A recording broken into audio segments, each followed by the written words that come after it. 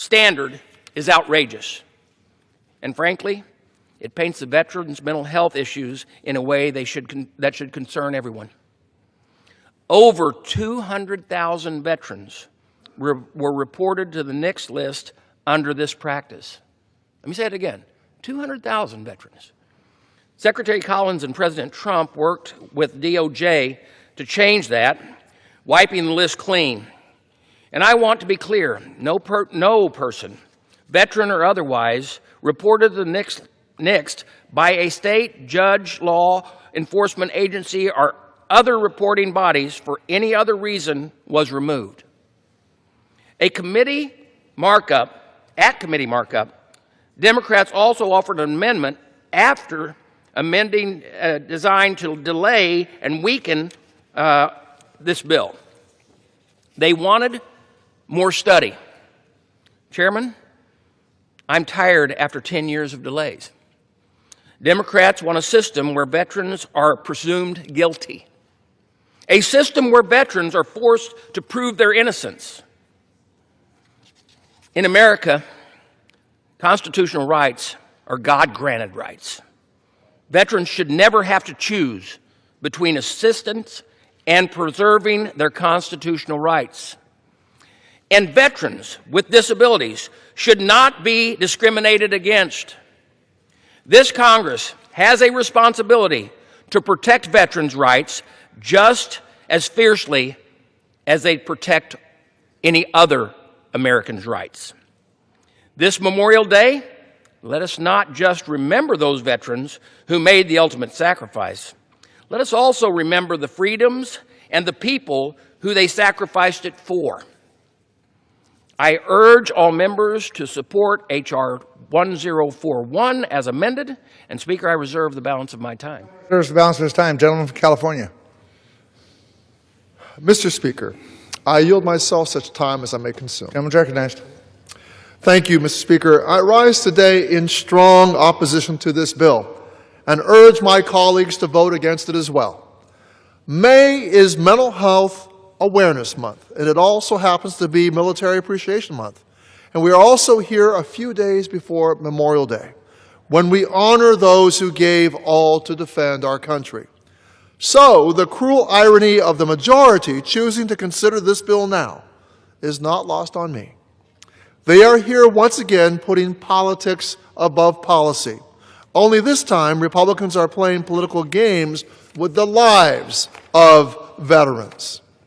It goes without saying that there is a mental health crisis in this country.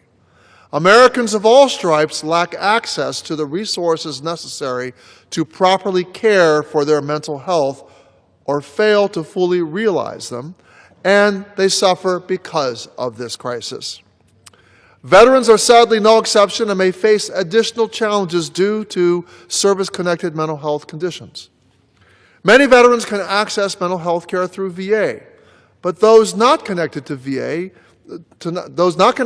care may face additional challenges seeking resources and support.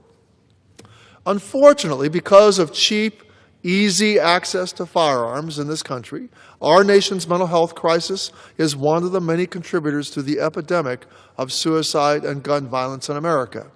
Again, veterans are not immune to that. And where those two issues converge, veterans and their communities suffer the consequences.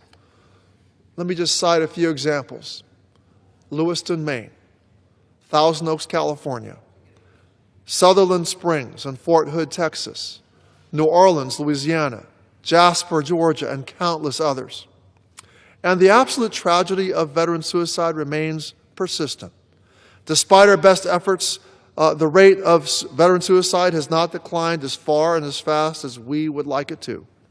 More than 6,500 veterans die by suicide each year, and more than 70% of those suicides are deaths by firearms.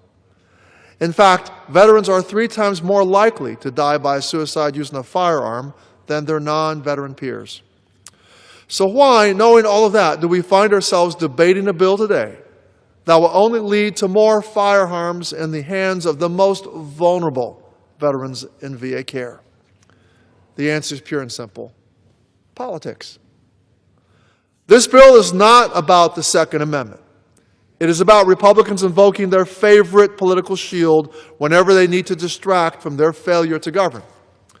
They have brought versions of this bill to the floor, and in committee, they've brought it up again and again for nearly a decade, and usually when they want an election year fight, not a serious veterans policy debate. And veterans should know exactly what's happening here. The majority is using the Second Amendment as branding for a bill that has nothing to do with veterans losing rights for seeking care. That is not happening. What is happening is that Republicans are stoking fear, feeding stigma, and using vulnerable veterans as props in a political fight. More specifically, Republicans desire to invoke the Second Sacred Amendment. They desire to invoke the sacred Second Amendment and use the issue of access to firearms for political gain, and that's what's driving this conversation. They would do so by endangering veterans' lives. That they would do so by endangering veterans' lives is disgusting to me, and it should be to them as well. What we'll hear from Republicans is that fear of having their Second Amendment rights encroached upon leads to a reluctance of veterans to seek mental health care. That is true. But that very fear is being stoked by the stage they have set for today's debate. The constant refrain from Republicans that VA will take your guns away if you seek help, that is what is fueling the harmful stigma.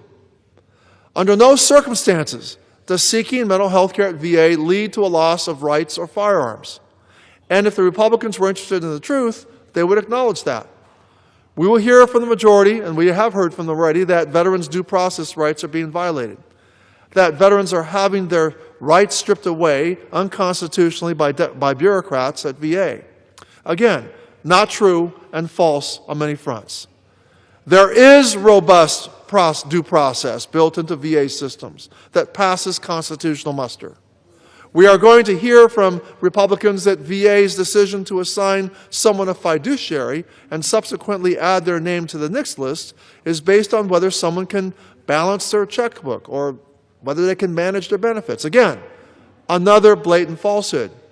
VA's decisions are based on a diagnosis of severe mental illness or injury that prevents a beneficiary from managing their own affairs. Let me say that again.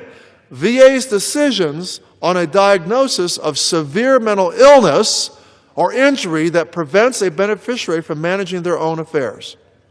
It is documented in medical records by a clinician, not just what they would call a bureaucrat.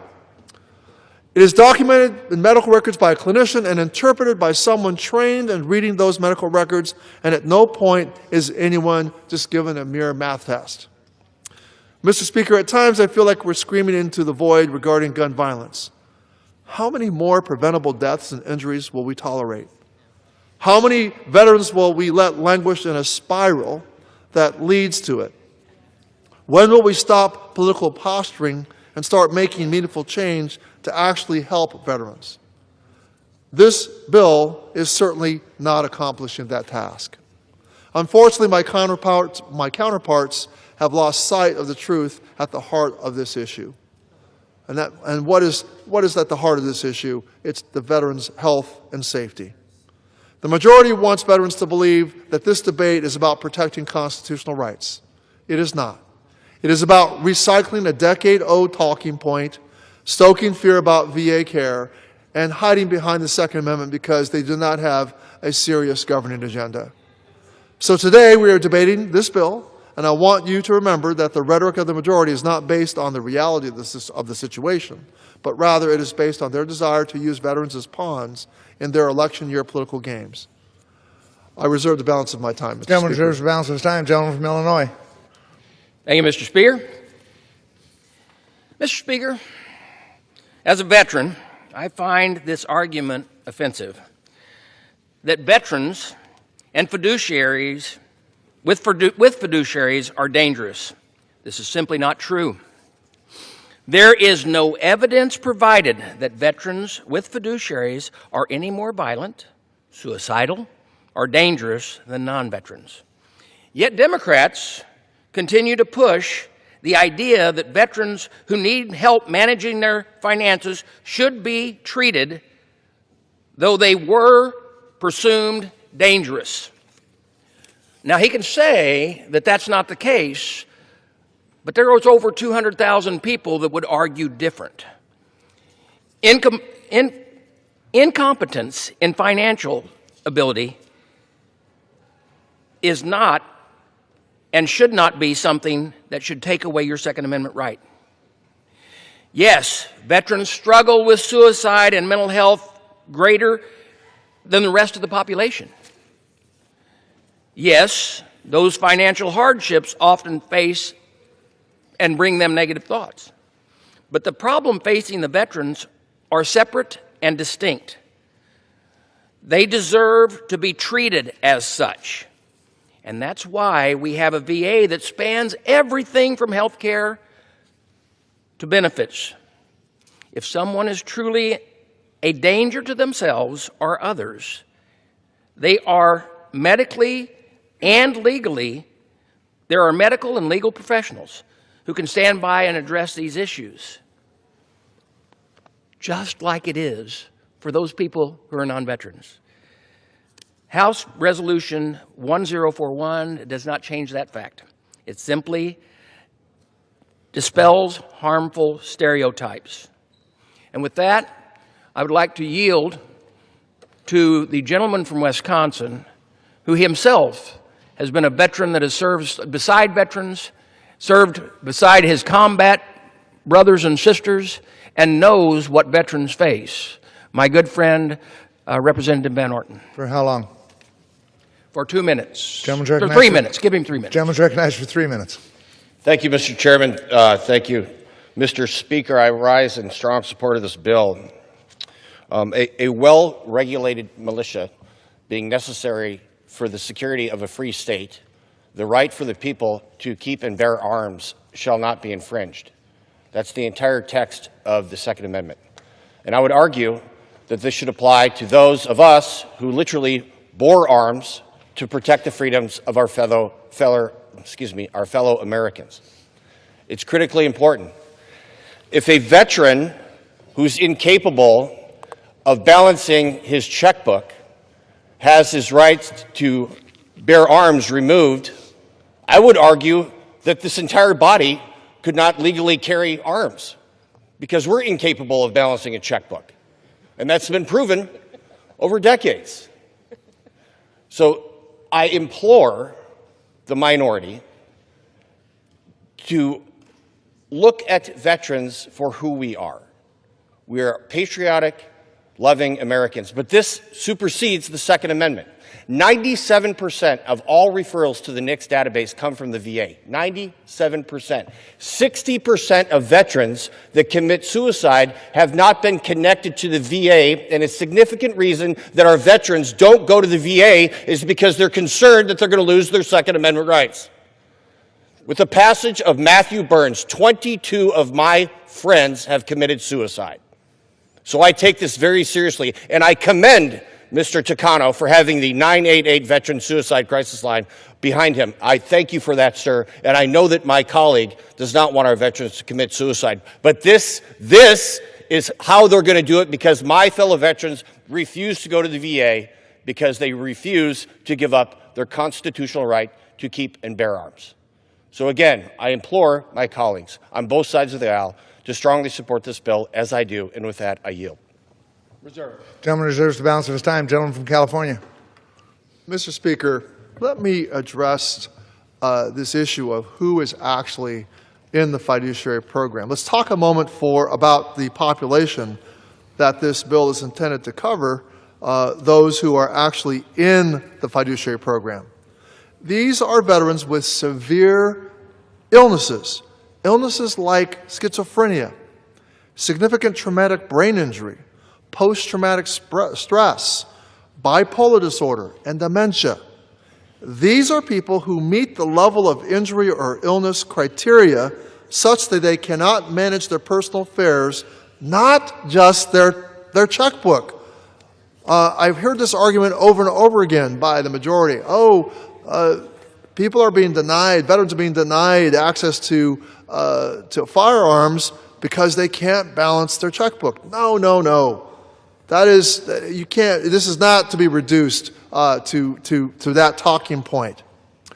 We should be looking to these veterans with care and compassion. We should look at how to better serve their needs regarding access to consistent care and treatment.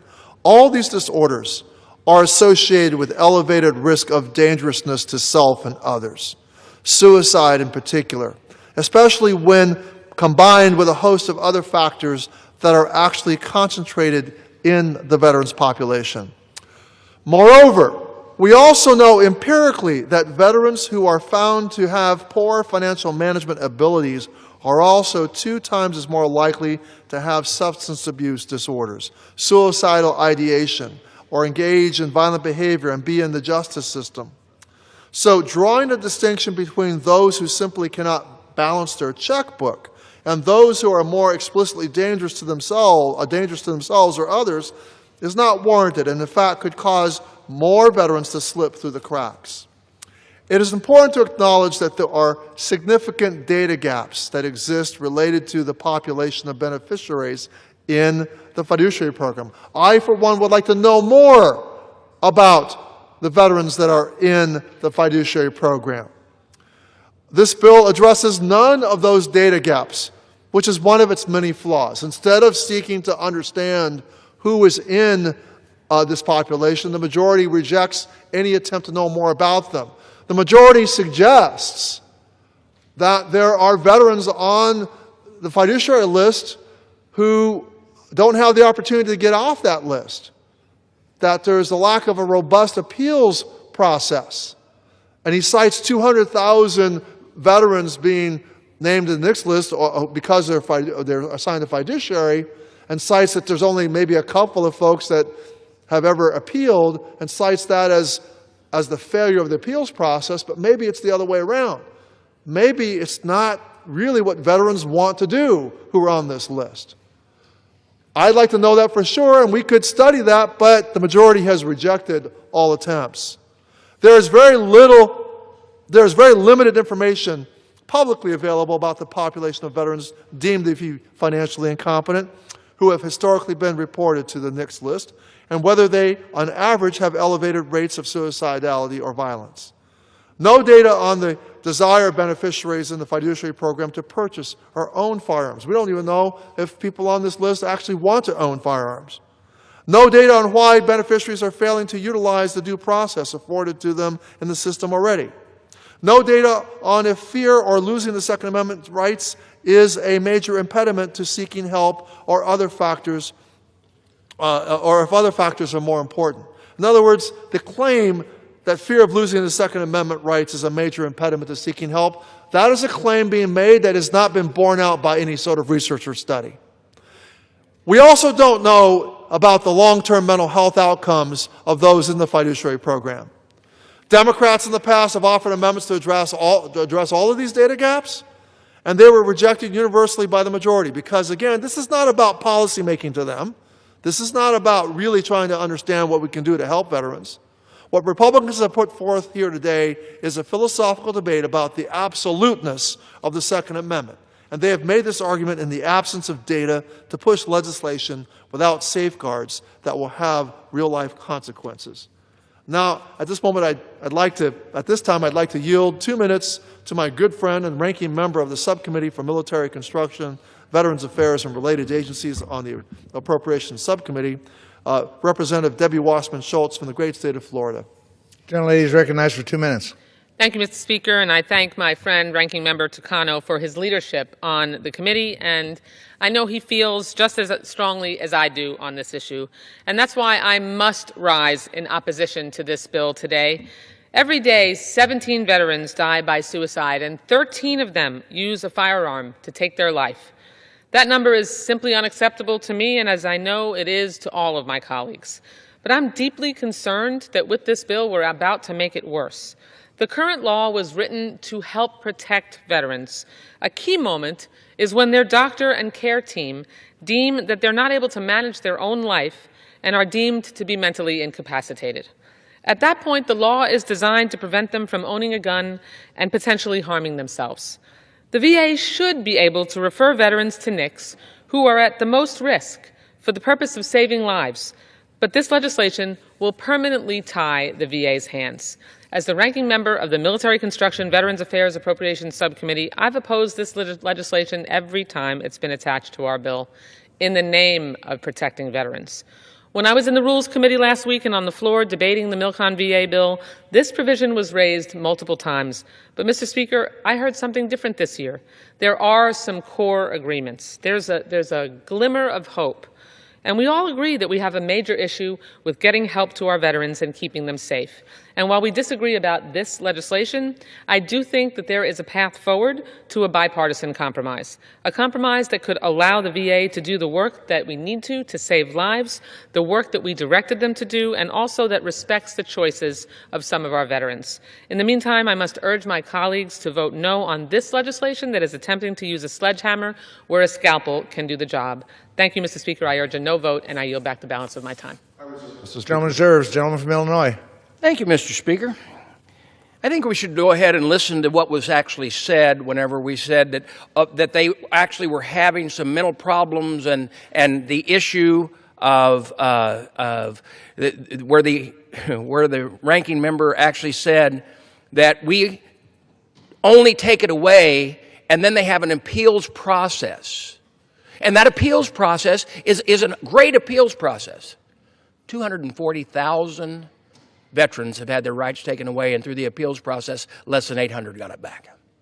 Less than 800. He also said that some of them might not want to have their Second Amendment rights. There's nothing in our Constitution that forces you to use your Second Amendment right. There's nothing. Speaker, the constitutional rights do not become less important simply because ignoring them is convenient. In fact, moments like these are when the Constitution protection matters the most. My colleagues say we should respond with rooted science or more studies. That's what they want, more studies. A peer review study is not standing for the rights granted to every American citizen of our nation, and who more should keep their rights than the people who stood up and fought for it? That, Mr. Speaker, I would like to yield 2.5 minutes to the gentleman from Georgia, Representative Clyde. Gentleman's recognized for 2.5 minutes. Thank you, Chairman Boston. Thank you, Mr. Speaker. I rise in very strong support of H.R. 1041, the Veterans Second Amendment Protection Act.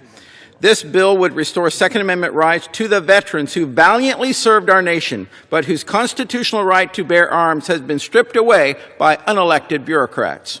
Federal law enacted in 1968 prohibits individuals who have been adjudicated as a mental defective, and the key word is adjudicated, from possessing or acquiring firearms. This restriction is enforced primarily through the National Instant Criminal Background Check System. At the same time, the Department of Veteran Affairs allows service-disabled veterans to receive their hard-earned benefits through a fiduciary when the VA determines they are unable to manage their own finances. However, this determination is often made by VA officials who may lack the adequate mental health training. When the VA makes such a determination, the veteran is automatically reported to NICS as a mental defective, and there is no actual adjudication, resulting in the loss of their Second Amendment rights. This happens without any judicial finding that the veteran poses a danger to themselves or others. In other words, service-disabled veterans who simply need assistance with financial matters can be stripped of their constitutional rights not by a judge, but by an unelected bureaucrat. These veterans are faced with an unacceptable choice: either receive the benefits they've rightly earned and risk their Second Amendment rights, or retain their constitutional rights and risk their veterans' benefits. This is a shameful and unjust dilemma, particularly for those who risk their lives in defense of our freedoms. As a member of the House Appropriations Committee, I'm proud to say that Congress took an important first step toward addressing this injustice through the annual appropriations process.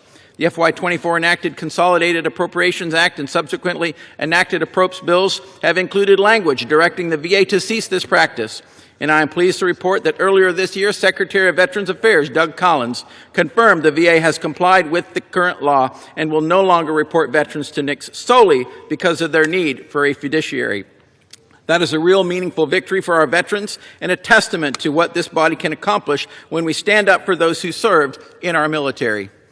But that progress is only temporary and will not remain unless we pass the bill before us today to make it permanent. I urge all my colleagues to support this vital bill that builds on that appropriations victory and ensures these protections are permanently codified so that no future administration can reverse course and once again use a veteran's need for financial assistance as grounds to unilaterally revoke their God-given Second Amendment rights. Thank you, and I yield back.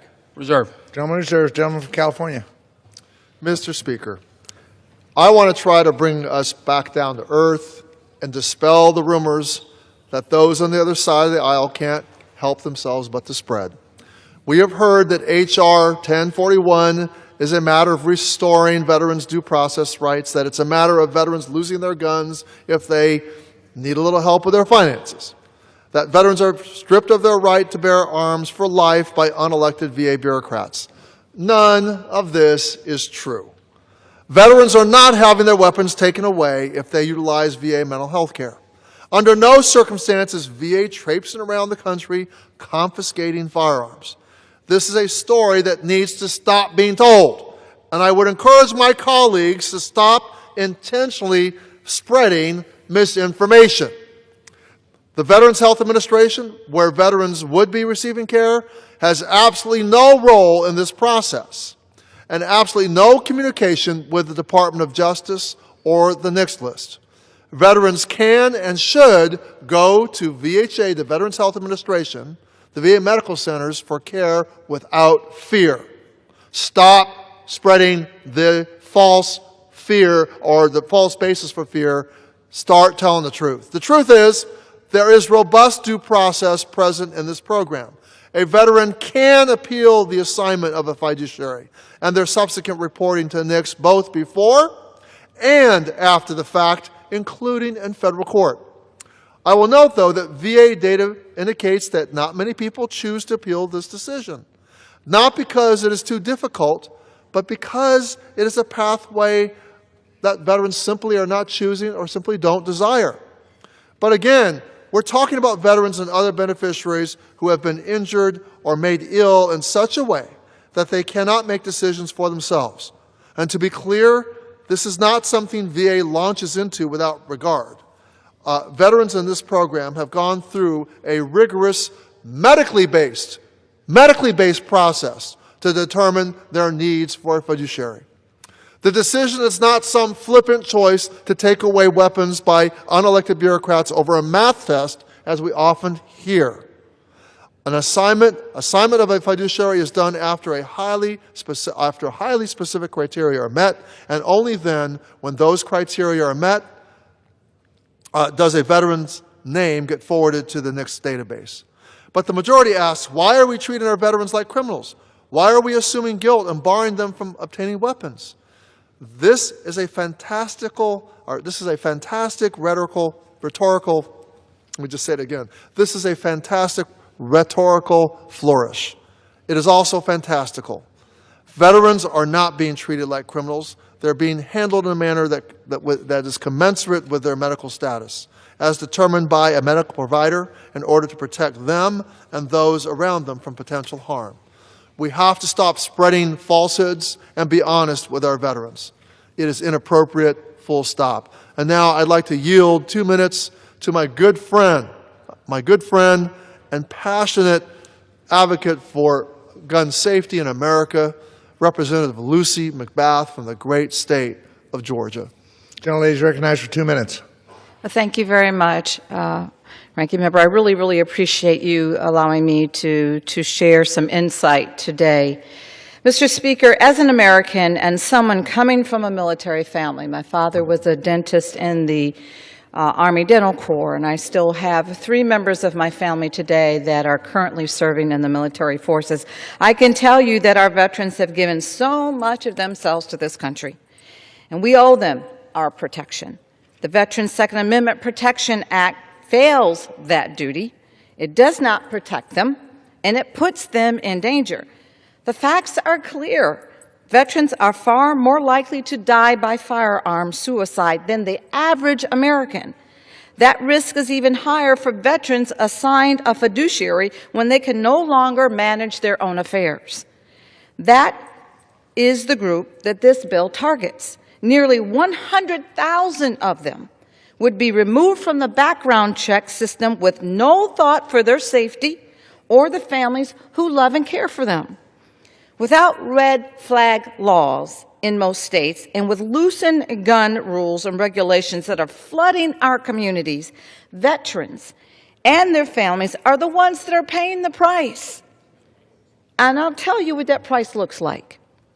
Ben Miller served his country coming home not only as a combat vet, but as a different man. He was 30 pounds lighter, unable to eat and unable to cope with what he had experienced and seen in war.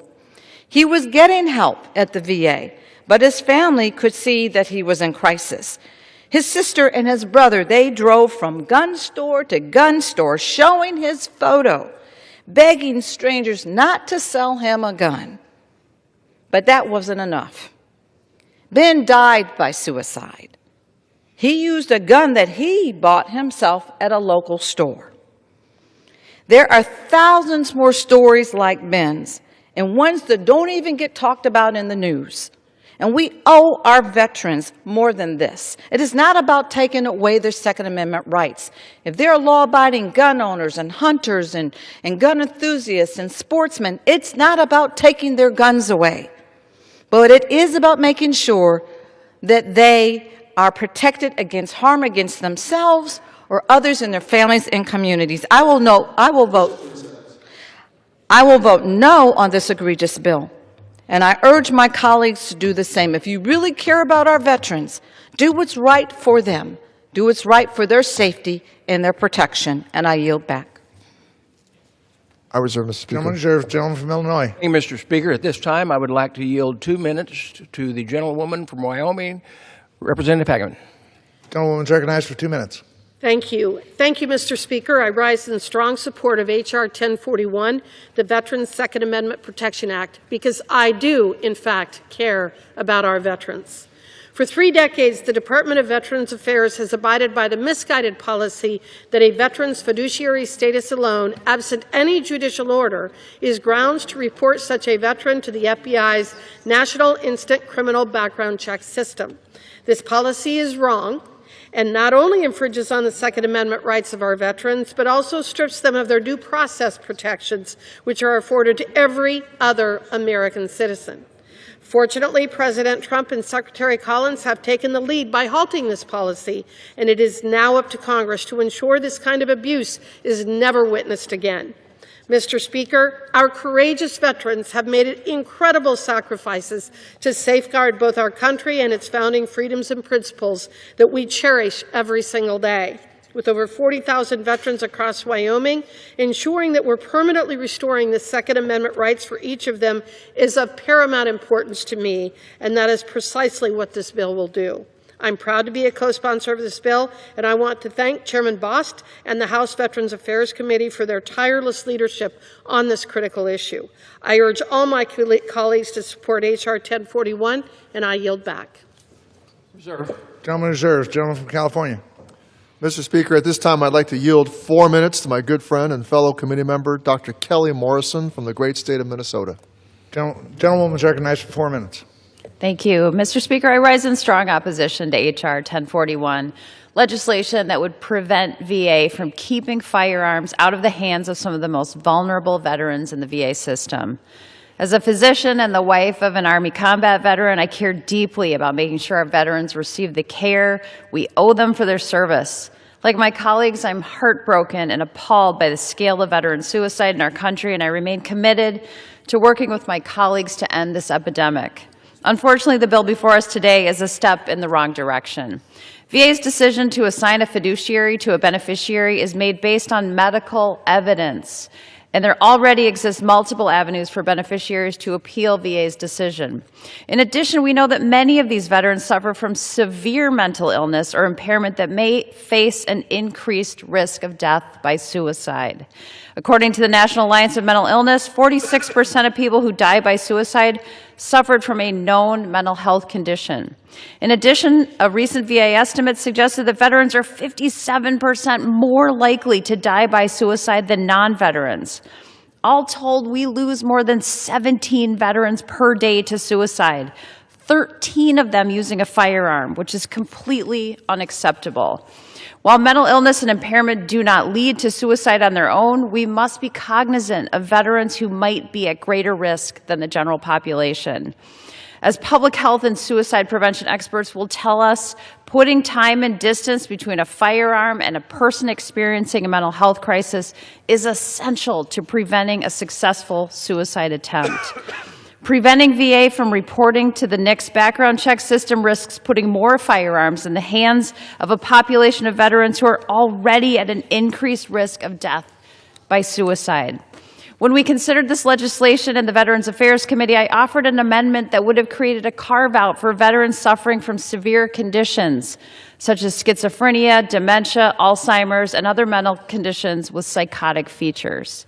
Unfortunately, the bill my Republican colleagues decided to bring to the floor today fails to include even the most basic safeguards for veterans suffering from these severe impairments. While there is no silver bullet that will eradicate veteran suicide, making it easier for veterans suffering from severe mental illness or impairment to obtain a gun is not the answer. H.R. 1041 creates serious risks for a group of veterans who are already in a vulnerable position, and I cannot support it. Instead of considering this partisan legislation that puts more veterans at risk, we should be working together to advance solutions that will help us fight veteran suicide, like improving access to timely mental health care, protecting crisis intervention resources such as the Veterans Crisis Line, and ensuring VA has the resources and staffing it needs to give our veterans the outstanding care they deserve. I urge my colleagues to vote no on this legislation. For this reason, at the appropriate time, I will offer a motion to recommit this bill back to committee. If the House rules permitted, I would have offered the motion with an important amendment to this bill. My amendment would ensure this legislation does not take effect until the VA Secretary certifies that it will not lead to an increase in veteran suicide using a firearm. If my Republican colleagues are so confident that this legislation won't risk increasing the rate of veteran suicide, this should be an easy measure for them to support. I ask unanimous consent to insert into the record the text of this amendment. Without objection. Thank you, Mr. Speaker. I hope my colleagues will join me in voting for the motion to recommit, and I yield back. Lady yields back. I reserve, Mr. Chair. Gentleman reserves. Gentleman from Illinois. Thank you, Mr. Speaker. I want you to listen to what the previous speaker just said. She explained that if someone has a mental health condition or someone has these other concerns, and that she would offer an amendment to that. But let me explain to you that if we grant them their constitutional rights, they already have that ability. They already have that ability in the fact that their constitutional rights would be treated exactly the same as a person that does not serve in the military and does not go to the VA. Someone could see that if they had a problem, and then they could take and raise that before a judge, not before a bureaucrat. Let me explain this again. This is not about gun rights. This is not about about dealing with our veterans that might commit suicide or any other one that might commit suicide. This is about the constitutional right of a veteran who has fought for those rights, that a bureaucrat has the power to take away their ability to have that Second Amendment, which is in the Constitution. Now, you might not agree with that Second Amendment, and that's been a debate here several times. But now, to continue to carry on and use this law to take away those people who fought for your rights? How ridiculous is that? And how ridiculous is it going to be to go back to Memorial Day and tell your veterans, I was there for you. We took away your rights. Well, I think that's ridiculous. Now, at this time, I'd like to yield to the gentleman from North Carolina, 2.5 minutes, Congressman Edwards. Gentleman from North Carolina is recognized for 2.5 minutes. Thank you, Chairman Bost. I appreciate the chance to speak on this bill, and I certainly appreciate your leadership on this important matter. Mr. Speaker, I rise in strong support of H.R. 1041. the Veterans Second Amendment Protection Act. This bill is about basic fairness and restoring a standard that respects both our veterans and the Constitution. Under current practice, a veteran who simply needs to help manage their VA benefits can be reported to the FBI's background check system and lose their Second Amendment rights without ever appearing before a judge. That is an extraordinary outcome for something as routine as appointing a fiduciary. No other American loses a constitutional right because of an administrative decision about their finances, and our veterans should not be that exception. H.R. 1041 corrects that imbalance. It restores the principle that should have guided this process from the beginning. Only a court of law can determine whether someone poses a danger to themselves or others. That is the due process standard our system is built on, and it's the only standard appropriate when a constitutional right is at stake. It safeguards both due process and the constitutional freedoms our veterans fought to defend. By reaffirming that these determinations must be made through proper legal channels, the bill ensures veterans are treated with the same fairness and dignity as every other American. It also brings clarity and consistency to a process that has too often been confusing, unevenly applied, and out of step with the protections guaranteed to all citizens. Our veterans stood in defense of the Constitution, and they deserve nothing less than its full protection in return. H.R. 1041 honors that commitment. I urge my colleagues to support this bill, and I yield back. Reserve. Gentleman from Illinois yields. Gentleman from California is recognized. I reserve, Mr. Speaker. Gentleman from Illinois is recognized. Thank you, Mr. Speaker. At this time, I would like to yield 2 minutes to Representative Crank from Colorado. Gentleman from Colorado is recognized for 2 minutes. Well, thank you, and I thank the distinguished chairman for yielding to me. Mr. Speaker, I rise today in strong support of the Veterans Second Amendment Protection Act. I'm proud to represent El Paso County and the 100,000 veterans and active duty service members who live there. These heroes committed their lives in service to the nation in protection of our Constitution. They served with the promise that when their military career ended, the VA would be there to provide the benefits they earned and to advocate for their best interests. Unfortunately, as we all know, too often the VA fails in this mission.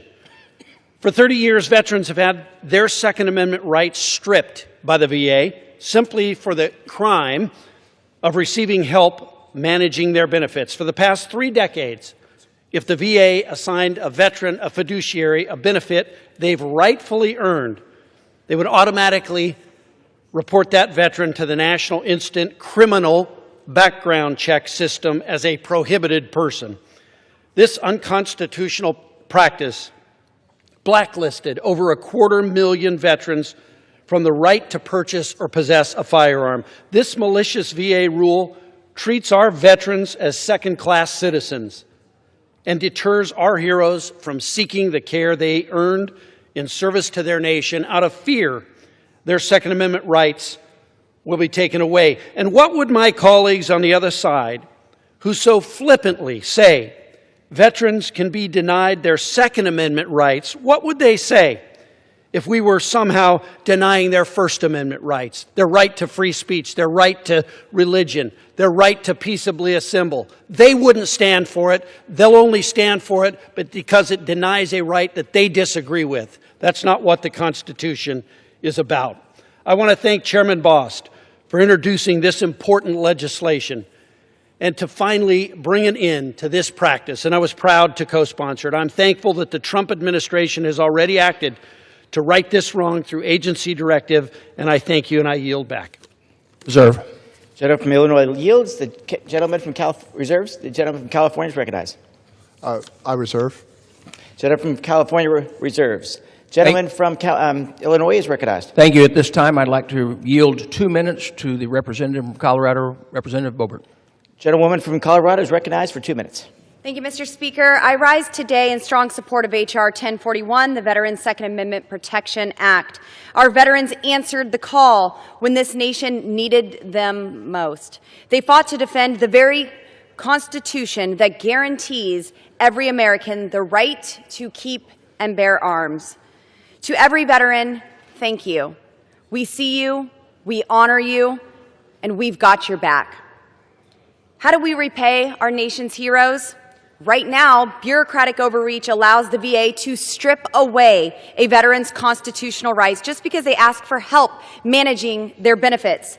If you use a fiduciary, the system flags you. It is wrong, and it ends now.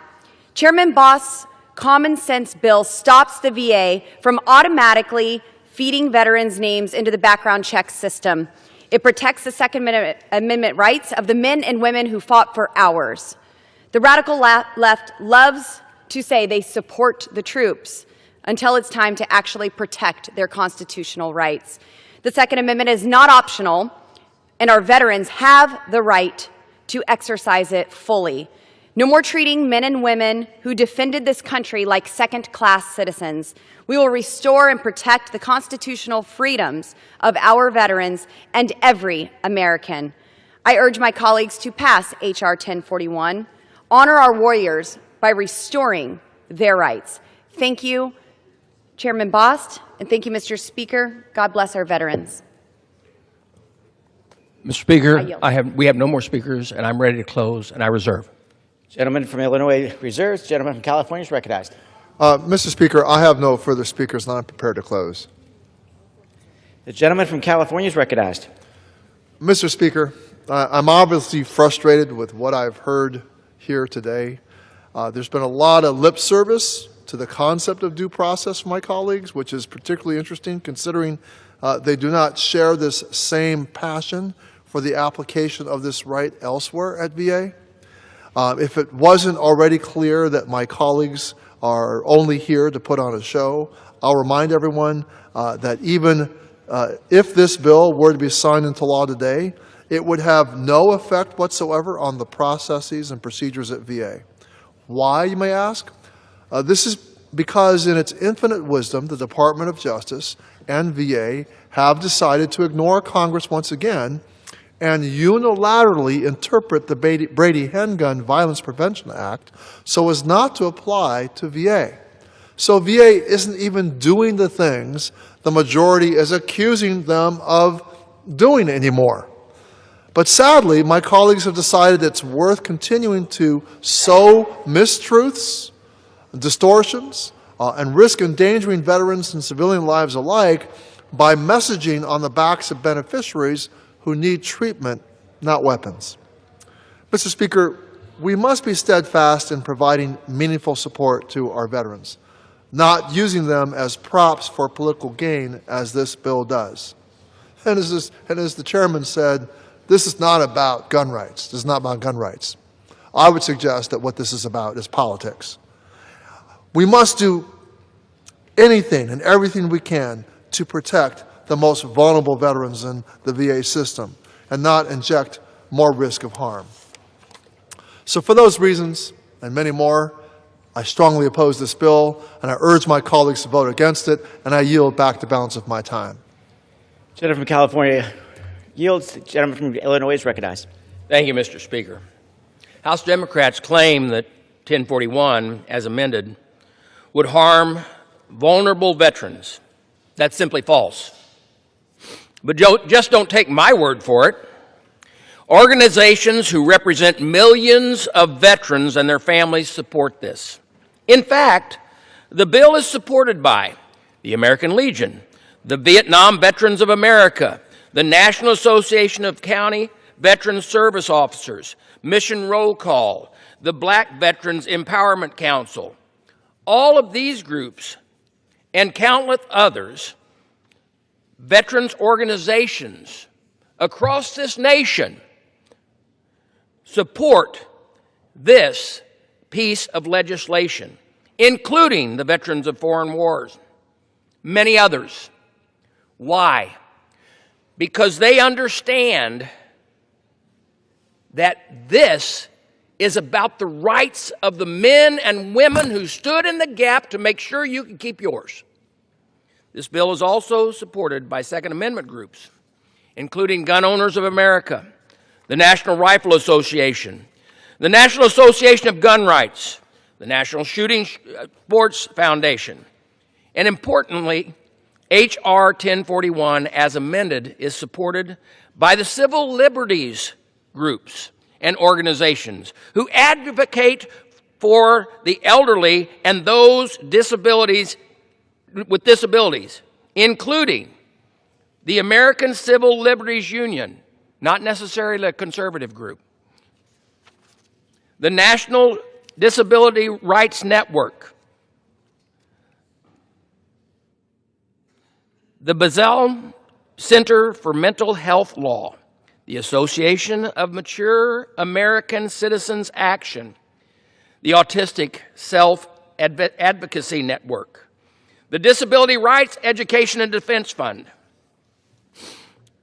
Mr. Speaker, I'm sure you would agree, and even the ranking member Takano can admit, that is not every day that many of these groups come united together, especially probably the NRA and the ACLU. Their support shows how discriminatory the practice that the VA has been doing for over the last 3 decades has been by reporting to the next unit anyone who seeks fiduciary help from the VA. Mr. Speaker, most of the people who have spoke on the Democrat side of the aisle would carry other laws that would take away your Second Amendment right. Mr. Speaker, I am not arguing the gun law here, though I would. I am arguing the rights of our veterans for due process, the same as someone who never raised their hand. Why should someone have their rights improperly and without due process taken away because they chose to stand up for this nation? I would hate to have to go back, and I'm going to tell you, this wasn't for political purpose. I've been carrying this bill for a long time. But this weekend, you're going to have to go back to your districts and you're going to have to talk about the fact, I'm there for you, my veterans. Thank you. I'm there for you. But I don't think you're worth your constitutional rights, even though you served to defend them. Mr. Speaker, this is a situation that has wrongly occurred in this nation for way too long. And I thank the administration for getting it straightened out. We're not saying that someone that is a veteran, that if they are a danger to themselves or a danger to other people, can't go through the process like everybody else and say, okay, we do need to go ahead and look over their ability to have that Second Amendment right. That's why we have the next list. But whenever the next list is overburdened, matter of fact, with our veterans at the percentage that it is, something is wrong. Something is wrong. This bill has been a long time coming. I asked unanimous consent to enter letters of support for many of those organizations that I mentioned a while ago into the record. Without objection. Thank you, Mr. Speaker. My message to all the members is real clear. Support this bill. Support the constitutional rights of those people who fought for those constitutional rights for you. As I said, this has gone on long enough. I think that a person who knows and understands this issue will stand up for their veterans and support this bill. And with that, Mr. Speaker, I yield back. All time for debate has expired. Pursuant to House Resolution 1300, the previous question is ordered on the bill as amended. The question is on the engrossment and third reading of the bill. Those in favor say aye. Aye. All those opposed say no. The ayes have it. Third reading. A bill to amend Title 38 United States Code to prohibit the Secretary of Veterans Affairs from transmitting certain information to the Department of Justice for use by the National Instant Criminal Background Check System. For what purpose does the gentlewoman from Minnesota seek recognition? Mr. Speaker, I have a motion to recommit at the desk. The clerk will report the motion. Ms. Morrison of Minnesota moves to recommit the bill H.R. 1041 to the Committee on Veterans Affairs. Pursuant to Clause 2B of Rule 19, the previous question is ordered on the motion to recommit. The question is on the motion. All those in favor say aye. All those opposed say no. The ayes, in the opinion of the chair, the ayes have it. The motion is. I request the yeas and nays. The yeas and nays have been requested. Those favoring a vote on the yeas and nays will so rise. A sufficient number having risen, the yeas and nays are ordered. Pursuant to Clause 8 of Rule 20, further proceedings on this question will be postponed. For what purpose does the gentleman from Wisconsin, Mr. Stahl, seek recognition? Mr. Speaker, pursuant to H.Res. 1300, I call up the bill H.R. 1329, the Smithsonian American Women's History Museum Act, and ask for its immediate consideration. The clerk will report the title of the bill. Union Calendar Number 538, H.R. 1329, a bill to permit the Smithsonian American Women's History Museum to be located within the reserve of the National Mall and for other purposes. Pursuant to House Resolution 1300, the amendment in the nature of a substitute recommended by the Committee on House Administration, printed in this bill, modified by the amendment printed in Part B of House Report 119-653, is adopted, and the bill as amended is considered read. The bill as amended shall be debated for 1 hour, equally divided and controlled by the chair and ranking minority member of the Committee on House Administration, or their respective designees. The gentleman from Wisconsin, Mr. Stahl, and the gentleman from New York, Mr. Morelli, will each control 30 minutes. The chair recognizes the gentleman from Wisconsin, Mr. Stahl. Thank you, Mr. Speaker. I ask unanimous consent that all members may have 5 legislative days in which to revise and extend their remarks and include additional materials on this bill. Without objection. Mr. Speaker, I yield myself so much time as I may consume. You are recognized. Mr. Speaker, I rise in support of H.R. 1329, the Smithsonian American Women's History Museum Act, introduced by my colleague, Representative Malliotakis from New York. This year, our nation marks its 250th birthday, 250 years since we declared independence.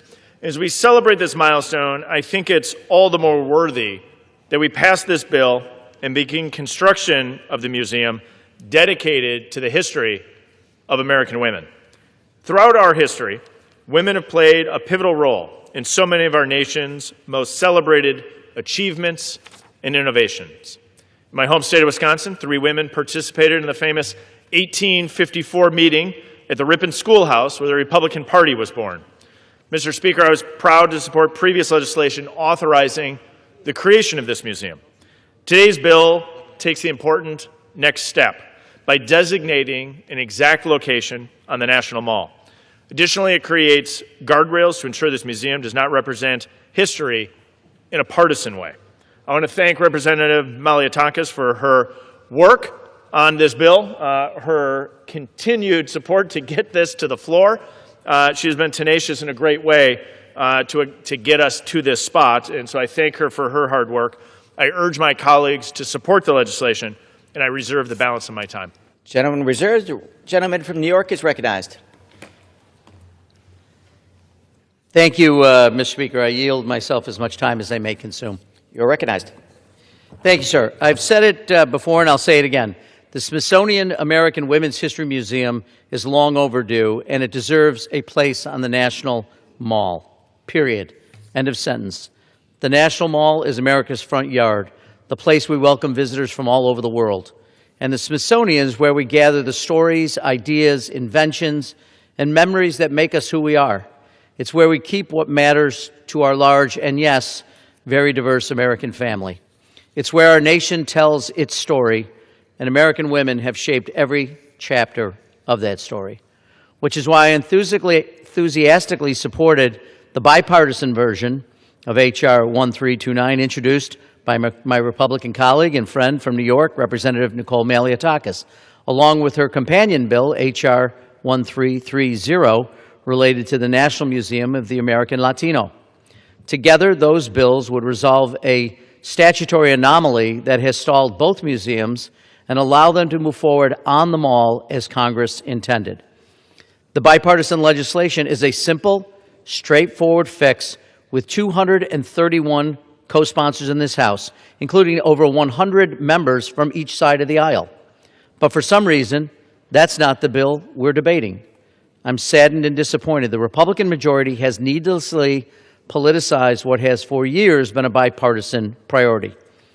The hyper-partisan museum bill we're debating right now differs from the original legislation in four primary and important ways. First, it omits the National Museum of the American Latino, which has been paired with the Women's History Museum since they were both authorized together in 2020.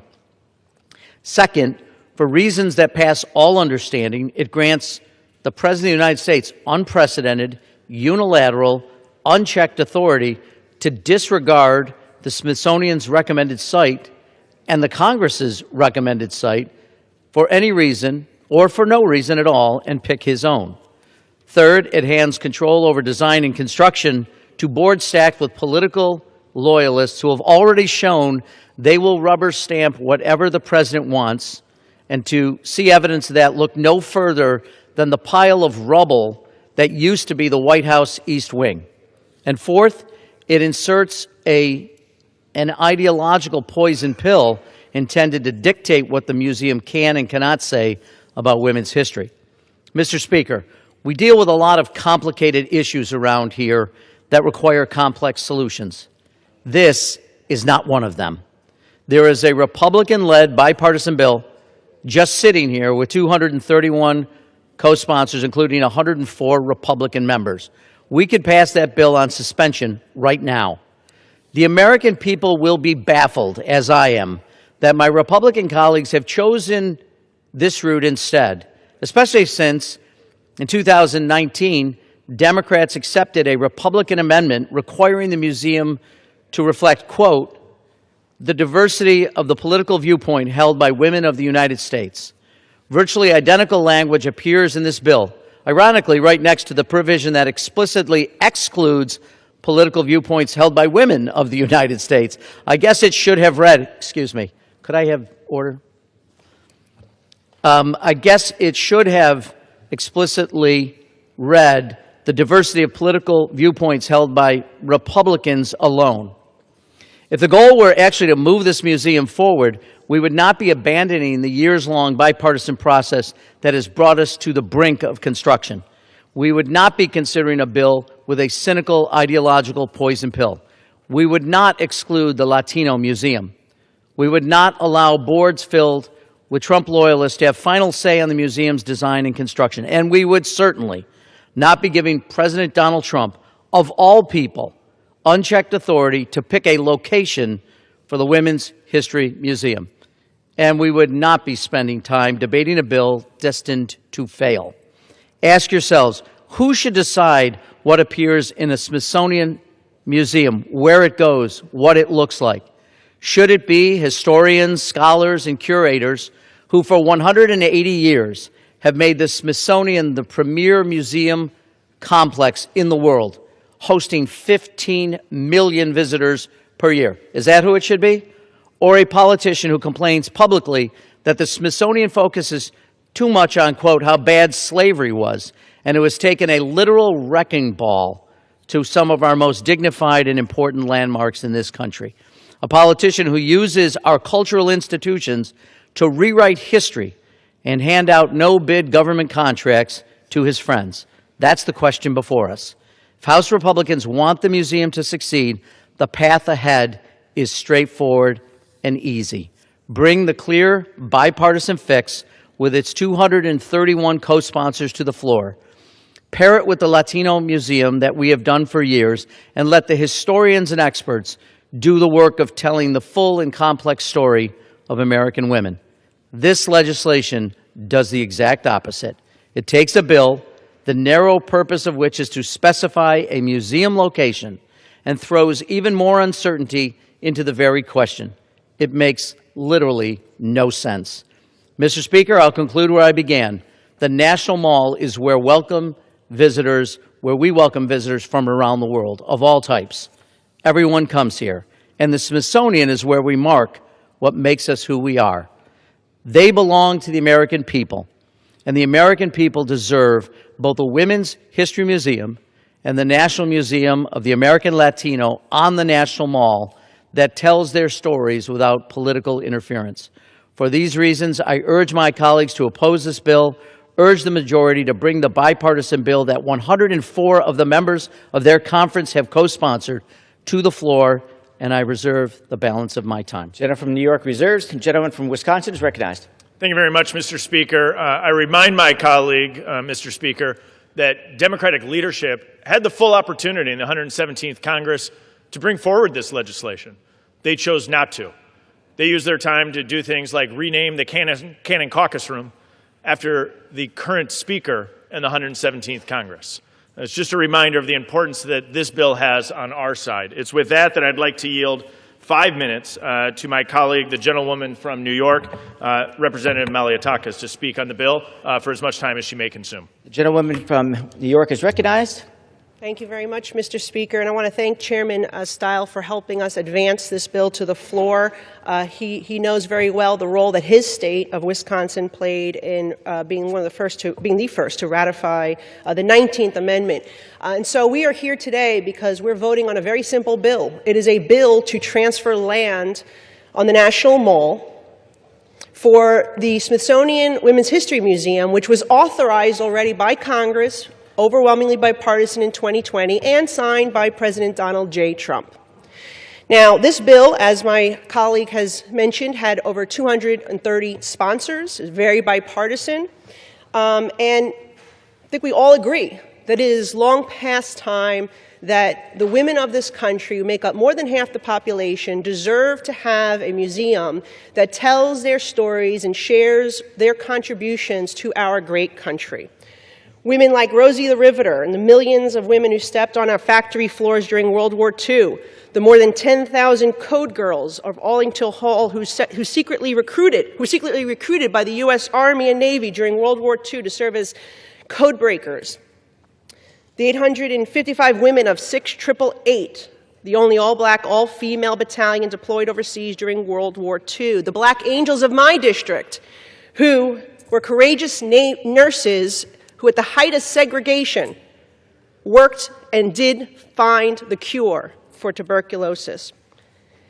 The first female member of Congress, Jeanette Rankin, Susan B. Anthony and the suffragists, the great role that they played in our nation's history. That's who we're here to honor today. And yes, we have more than enough women to display in this museum, that we shouldn't be fighting over the need to have non-biological individuals in there. So I don't understand why we're pulling bipartisan support from legislation to establish this museum. As a matter of fact, let me read so everybody at home knows exactly what this debate is over. It is over one sentence. The museum shall be dedicated to preserving, researching, and presenting the history, achievements, and lives experienced by biological women in the United States. That's what the disagreement is about. That's what the big controversy is about. I hate to alert my friends on the other side of the aisle, but a museum dedicated to women's history should have women in it. That's it. That's simple. That was just something that through this process, regular order going through the committee process, a member put forward an amendment. It was adopted by the majority of the members on the committee, and it added that simple provision.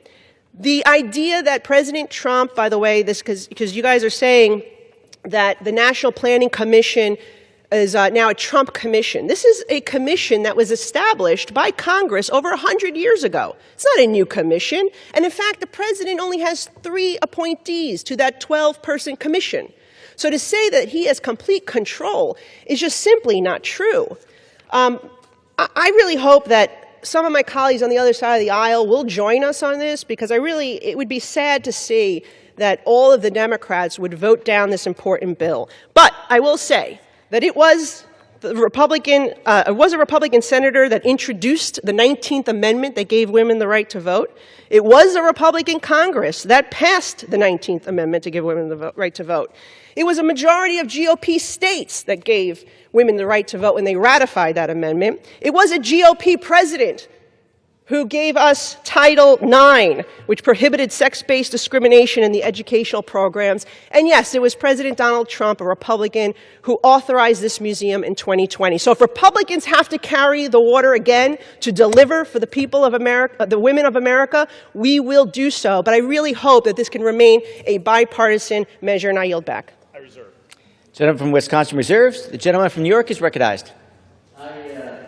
Certainly appreciate my colleague and friend, Ms. Malliotakis, and her comments. But the truth is, I don't, first of all, think anyone who lives in Rochester, New York, the home of Susan B. Anthony, just to the west of Seneca Falls, needs to be told about the history of the women's suffrage movement in the United States, or the fact that Susan B. Anthony was arrested in 1872 for voting in a presidential election. We are well steeped in it, and we think this ought to be a museum who's curated by scholars and by women and those groups, and that the location of this, which was identified in a bipartisan bill, the suggestion that somehow we now are not supporting or withholding our support for a bipartisan bill is simply wrong.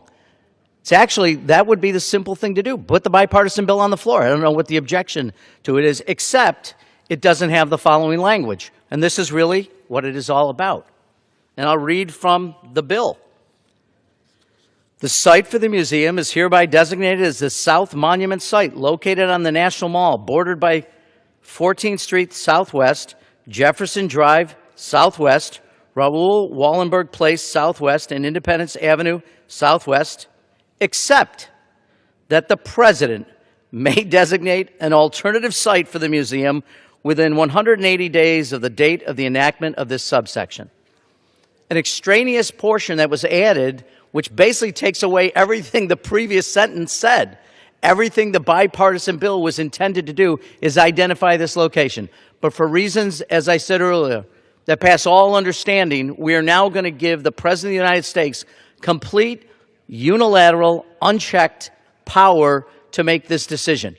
It makes no sense. It is not a bipartisan bill. In fact, if you want to have this resolved, you could eliminate that portion of the bill and we could just do the simple sentence, which is a bipartisan bill, which has 104 Republican sponsors of it. We could do that. We could do that right now. That bill is already in print. Ms. Malliotakis is actually the sponsor of that bill, so I would be happy to support that bill of hers. But don't suggest for a minute that this is a bipartisan bill, because it is not. It is actually the most hyper-partisan of bills, all intended to make sure that the President is happy with the location of the museum and give him the complete power over Congress to make that decision. So with that, I would like to yield time. I want to give 1 minute to my dear friend, the distinguished gentleman from California, Mr. Takano. The gentleman from California is recognized for 1 minute. Mr. Speaker, I rise in opposition to this amended bill. I was a proud co-sponsor of the bill as introduced, but instead of moving the bipartisan text, Republicans have hijacked this bill to give both President Trump complete and total authority over the Smithsonian American Women's History Museum's location. And he does, contrary to what Congresswoman Malliotakis has asserted, he does have loyalists who have power over the museum's design. He does have loyalists on the commission, which will determine the museum's design. The museum was supposed to be a celebration of every American woman's contribution, but of course, Republicans couldn't help themselves from adding texts that would prohibit trans women from being included in the museum. This is really a harmful provision that will undoubtedly lead many conservatives to challenge the inclusion of any woman they deem not feminine enough.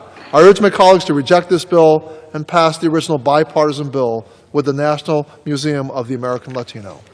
Reserve. Reserves. Gentleman from Wisconsin is recognized. Mr. Speaker, I'd like to yield 3 minutes to the gentlewoman from Florida, Representative Lee, also a member of the House Administration Committee, to speak on this bill. The gentlewoman from Florida is recognized. Thank you, Mr. Speaker. I rise today in support of the creation of a Smithsonian Museum dedicated to the history of American women. I thank Chairman Stile and Representative Malliotakis for their leadership in this important effort. Before coming to Congress, I had the privilege of serving as Florida's Secretary of State.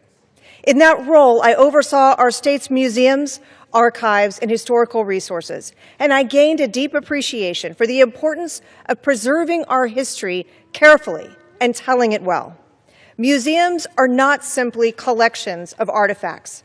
They are places where we remember who we are, where we came from, and the values that shaped this nation.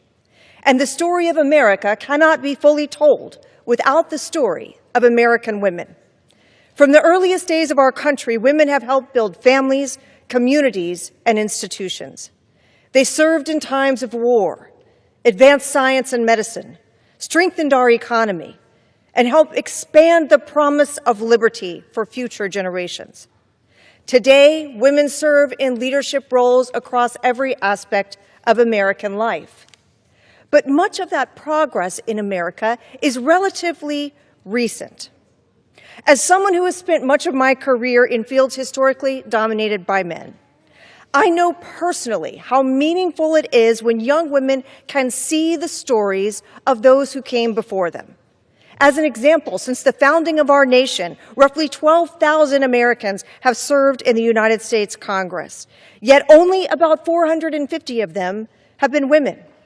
Hearing and sharing the stories of those women will no doubt pave the path for the talented generation to come of women leaders in America. Representation matters, and so does remembrance. The stories we preserve shape what the next generation believes is possible.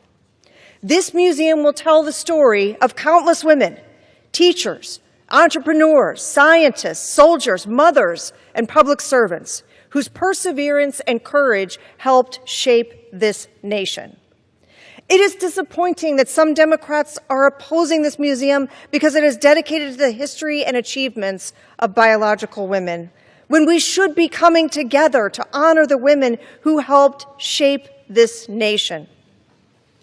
As the mother of a daughter, I think often about the examples that she sees and the stories that she learns about the women who helped shape this country.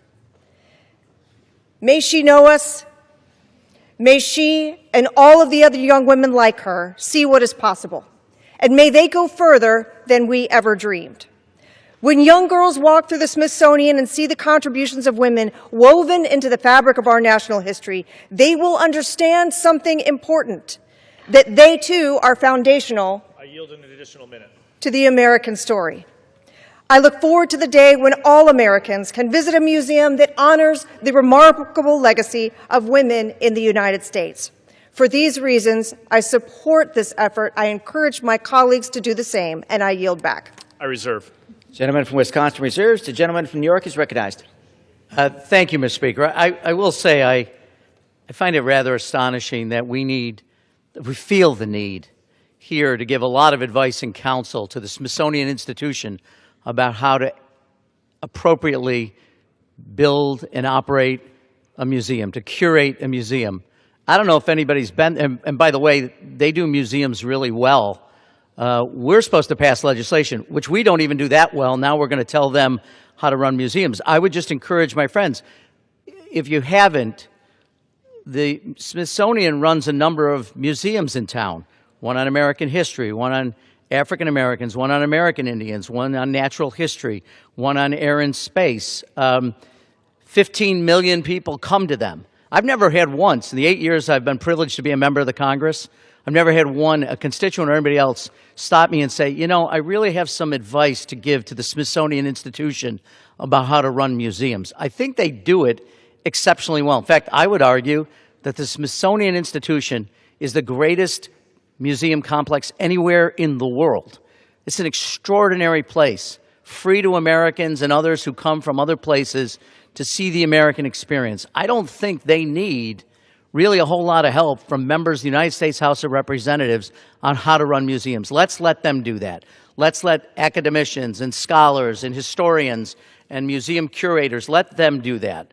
All we're supposed to do here is say where the location of the museum is to be located.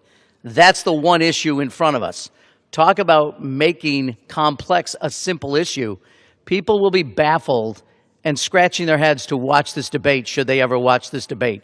because this is a simple matter, and we should not complicate this. Let's identify the location, and let's let the Smithsonian Institution do what they do better than any other organization in the world. And with that, I'd like to yield 3 minutes to my dear friend and colleague from the great state of Washington, Ms. Randall. Gentlewoman from Washington State is recognized for 3 minutes. Thank you, Mr. Speaker. I rise today in opposition to the Smithsonian American Women's History Museum Act as amended. And frankly, that's disappointing because this bill used to be a bipartisan success story. Democrats and Republicans came together to support creating both the American Women's History Museum and the National Museum of the American Latino and the National Mall.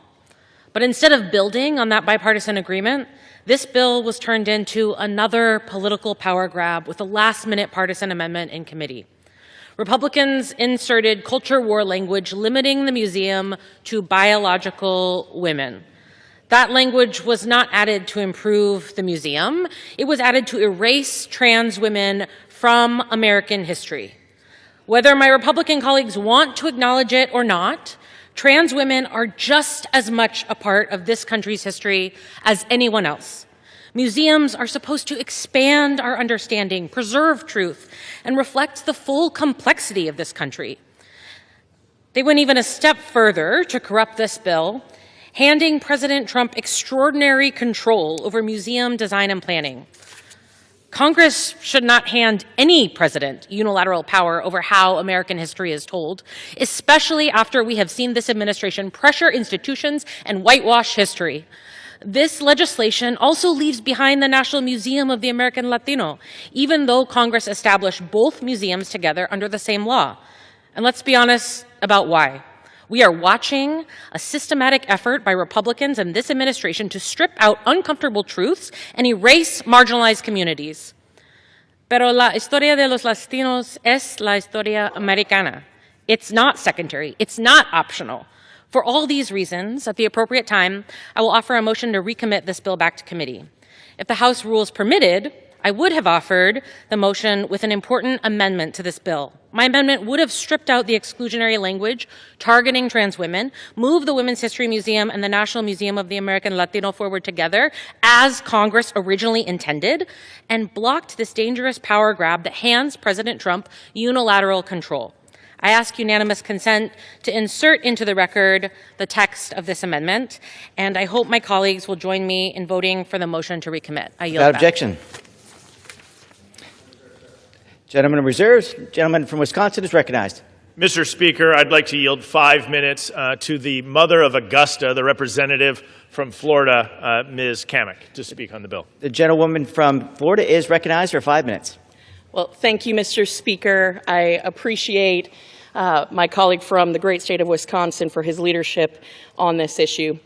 I rise today in strong support of H.R. 1329, the Women's History Museum, and I want to start by recognizing my colleague, Nicole Malliotakis, for her tenacity and her leadership in bringing this legislation to the floor. Nicole, thank you for never backing down or giving up.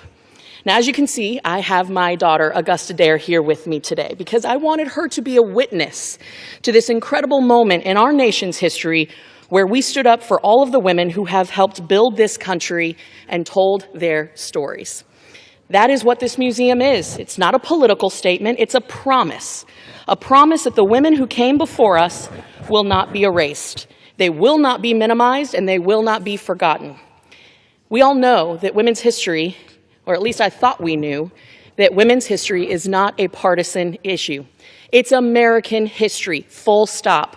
Now, the women whose stories will be told in this museum, I want you to think about what they went through. It wasn't that long ago, 1974, that a woman couldn't open a credit card in her own name without her husband's signature. Before that, she couldn't serve on a jury, and before that, she couldn't vote. And yet these women, extraordinary, stubborn, gritty American women, they didn't quit. They persevered. They built something anyways. Now, if that is not an American story, I don't know what is. And quite frankly, it's that story that deserves to be told and have a place on our national mall. As chairwoman of the Republican Women's Caucus, I have had the honor of standing along some of the most incredible women who fight every single day, not for headlines, but for the next generation of girls who need them to know that hard work, courage, and grit will take you further than anyone can ever tell you you couldn't go before. We believe that these women deserve to be honored proudly, without political manipulation, which is why I am genuinely baffled that the Democratic Women's Caucus has chose to oppose this bill. Their reasoning for opposing the bill? Because we want biological women's stories to be told, wanting a museum to be dedicated to women, to celebrate women? That's the controversy, Mr. Speaker? Forgive me, but this issue should never have become partisan. It's common sense. Biological women deserve to have their stories told. And for those that say that this gives the president too much say about what is happening with this museum, that's just nonsense. Representative Malliotakis has already refuted the claim that the president will have that type of power. He cannot. What this bill does is ensure accountability over a federally funded institution that will represent American history for generations. This Smithsonian belongs to the American people, not to political activists, not to ideological agendas. I know that millions of women around the country right now are standing with us, and they will not apologize for standing up for women. Not today, and not ever. I'm here right now on the House floor with my daughter, Augusta Dare, and I can only do this because of the women who came before me. And it's those women that we strive to honor, the pioneers, the mothers, the scientists, the service members, the entrepreneurs, the educators, the ones who broke barriers before it was fashionable, and the ones who never got a thank you. They deserve this. Every little girl in America deserves this. So I urge my colleagues to reject the political noise around this bill, pass this legislation, and ensure that future generations like little Augusta's can walk through these halls, if she chooses to, and know without question what American women are made of. With that, Augusta and I, we yield back. I reserve. Gentlelady yields back. The gentleman reserves. The gentleman from New York is recognized. To quote Ms. Kamek, who I have great respect for, women's history is American history, full stop. I completely agree. And I'm delighted to see her and her daughter in her maiden speech in front of the House talk about the importance of women in American history. I completely agree with that as well. What I find perplexing is that the construction of this museum has been held up now for several years since its authorization because the Congress could not reconcile the fact that we hadn't fully identified a location for the museum. That's the only thing that prevents the construction of this museum from moving forward. So we have a bipartisan solution to address just that, the exact location of where this museum should be built. But I think the question that needs to be answered in this moment is why we're not doing that bill. It has 231 co-sponsors, a majority of this House, over 100 members on both sides of the aisle. And it is simple and it is straightforward. So why aren't we doing that? Why are we here? Why do we have to debate for the balance of an hour a bill that is so simple to pass and has broad support? It's because this bill was rewritten by the White House. This bill was rewritten so that not a woman, but a man, and frankly a man with something of a questionable history toward women, that he would have the final say. And by the way, he could, if he didn't like the location that we've identified in this bill, he has a way to raise his objection. It's called veto the bill. He could veto it if he didn't like the location, and then we would negotiate. Article 1 prerogatives of the Congress is to pass laws. That's what we should be doing. But what we've done is we've managed to twist ourselves into a pretzel just to satisfy the president, so that the president can look at the location that Congress by law would like to make clear and say, yeah, I don't like that. After all, sorry, Congress, thank you for your input, but go away. I, Donald Trump, will decide unilaterally where the Women's History Museum will go. Forget about the 435 members of the House. Forget about the 100 members of the Senate. We appreciate your input like little children. Now go away. I will make the decision. That's what's going to happen. That's what this bill is. And if that's not the case, I'd love to hear a single word of explanation about why we're not doing the bill that has broad bipartisan support, that specifically says where this museum will be located, on the National Mall, on America's front yard. Why is that not the case? Why are we here? So we can dance around it. We can talk about the contributions of women. Certainly no one on this side of the aisle would ever spend any time disputing that. We are in complete agreement, which is why we have over 100 sponsors for the bill on our side of the aisle as well. The question is, and the question that people watching will want answered is, why aren't you doing that bill? And I'll be eagerly listening for an explanation as to why the bipartisan bill with 231 co-sponsors, which specifically says where this museum should be, the exact location, why we're not doing that bill. I'll sit quietly and listen, maybe not so quietly, but I'll sit and listen. I'm looking for one word of explanation about why that's not the case. And until that time, I'll reserve my time. Gentleman reserves. The gentleman from Wisconsin is recognized. Mr. Speaker, I'd like to yield as much time as she consumes to the gentlewoman from Texas, Representative De La Cruz, to speak on the bill. The gentlelady is recognized. Thank you so much, Mr. Speaker, and thank you to my colleague for yielding, and thank you to Congresswoman Nicole Malliotakis, who worked so hard to get this piece of legislation on the floor today.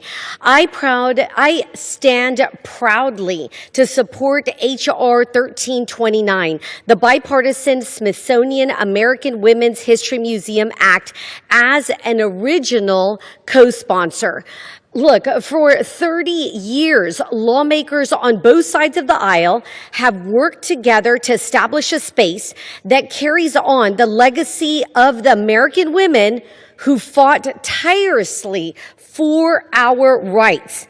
It is absolutely unacceptable that any member would oppose this bill because they want a biological male, a man, to be honored in the space designed for women, biological women.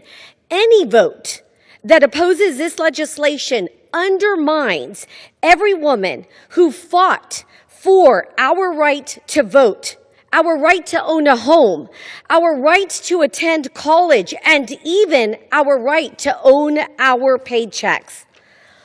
Ultimately, I represent a community that understands the difference between a man and a woman, a community that respects women, a community that will be proud that today and always they can count on me to stand up for biological women and stand up for common sense. Common sense.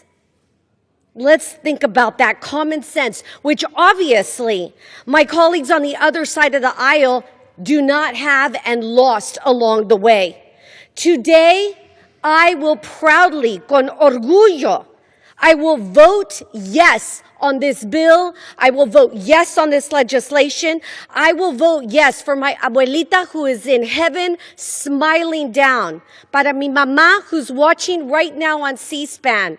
Con orgullo, watching her daughter speak on behalf of women here in America, to tell our story, to share our history, women's history.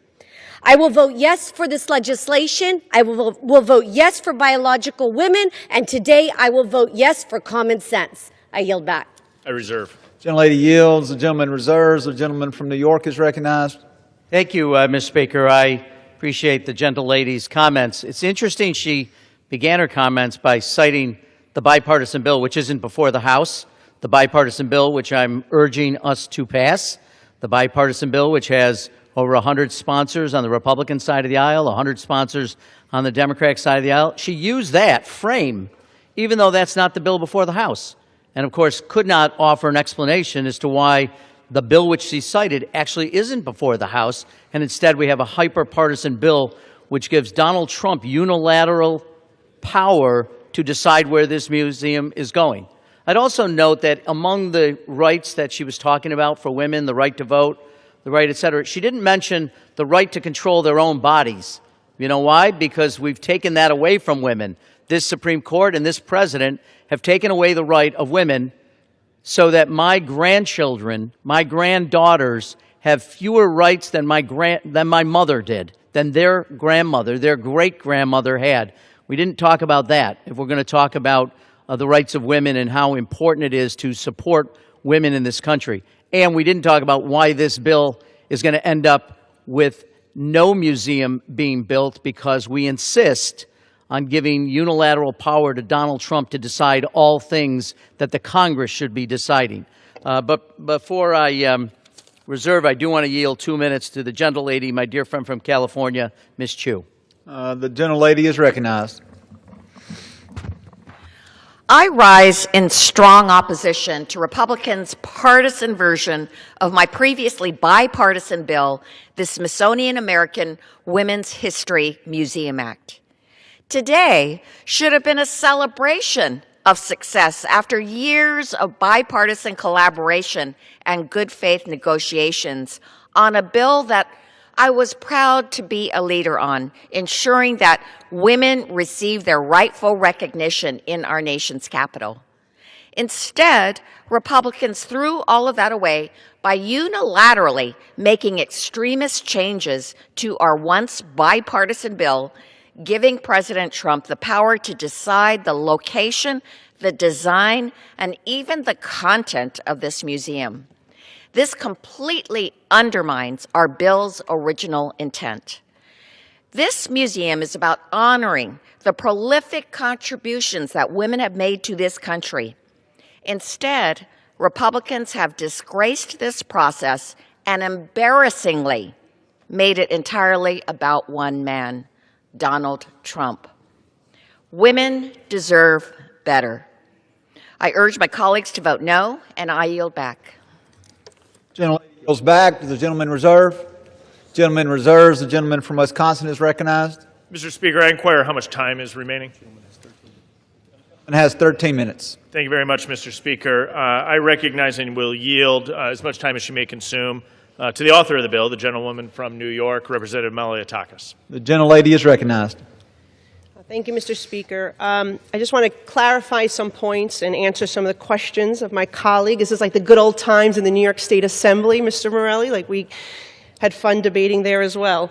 Well, first of all, let me just say that this bill is actually site-specific. It does include the quadrants of the site that was selected by the Women's History Museum Advisory Council. The original version, which we've introduced, did not have those specific quadrants. It did not specify a specific site. It just allowed for a future selected site to be transferred.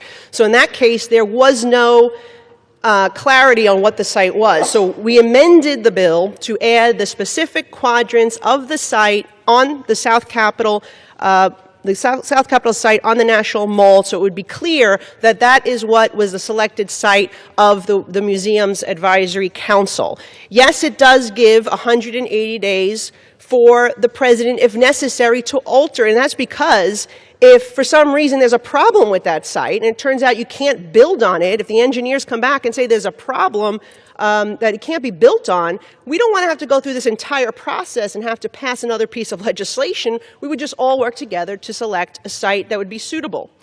So in terms of specificity, this bill actually gives more clarity on the location than the initial version.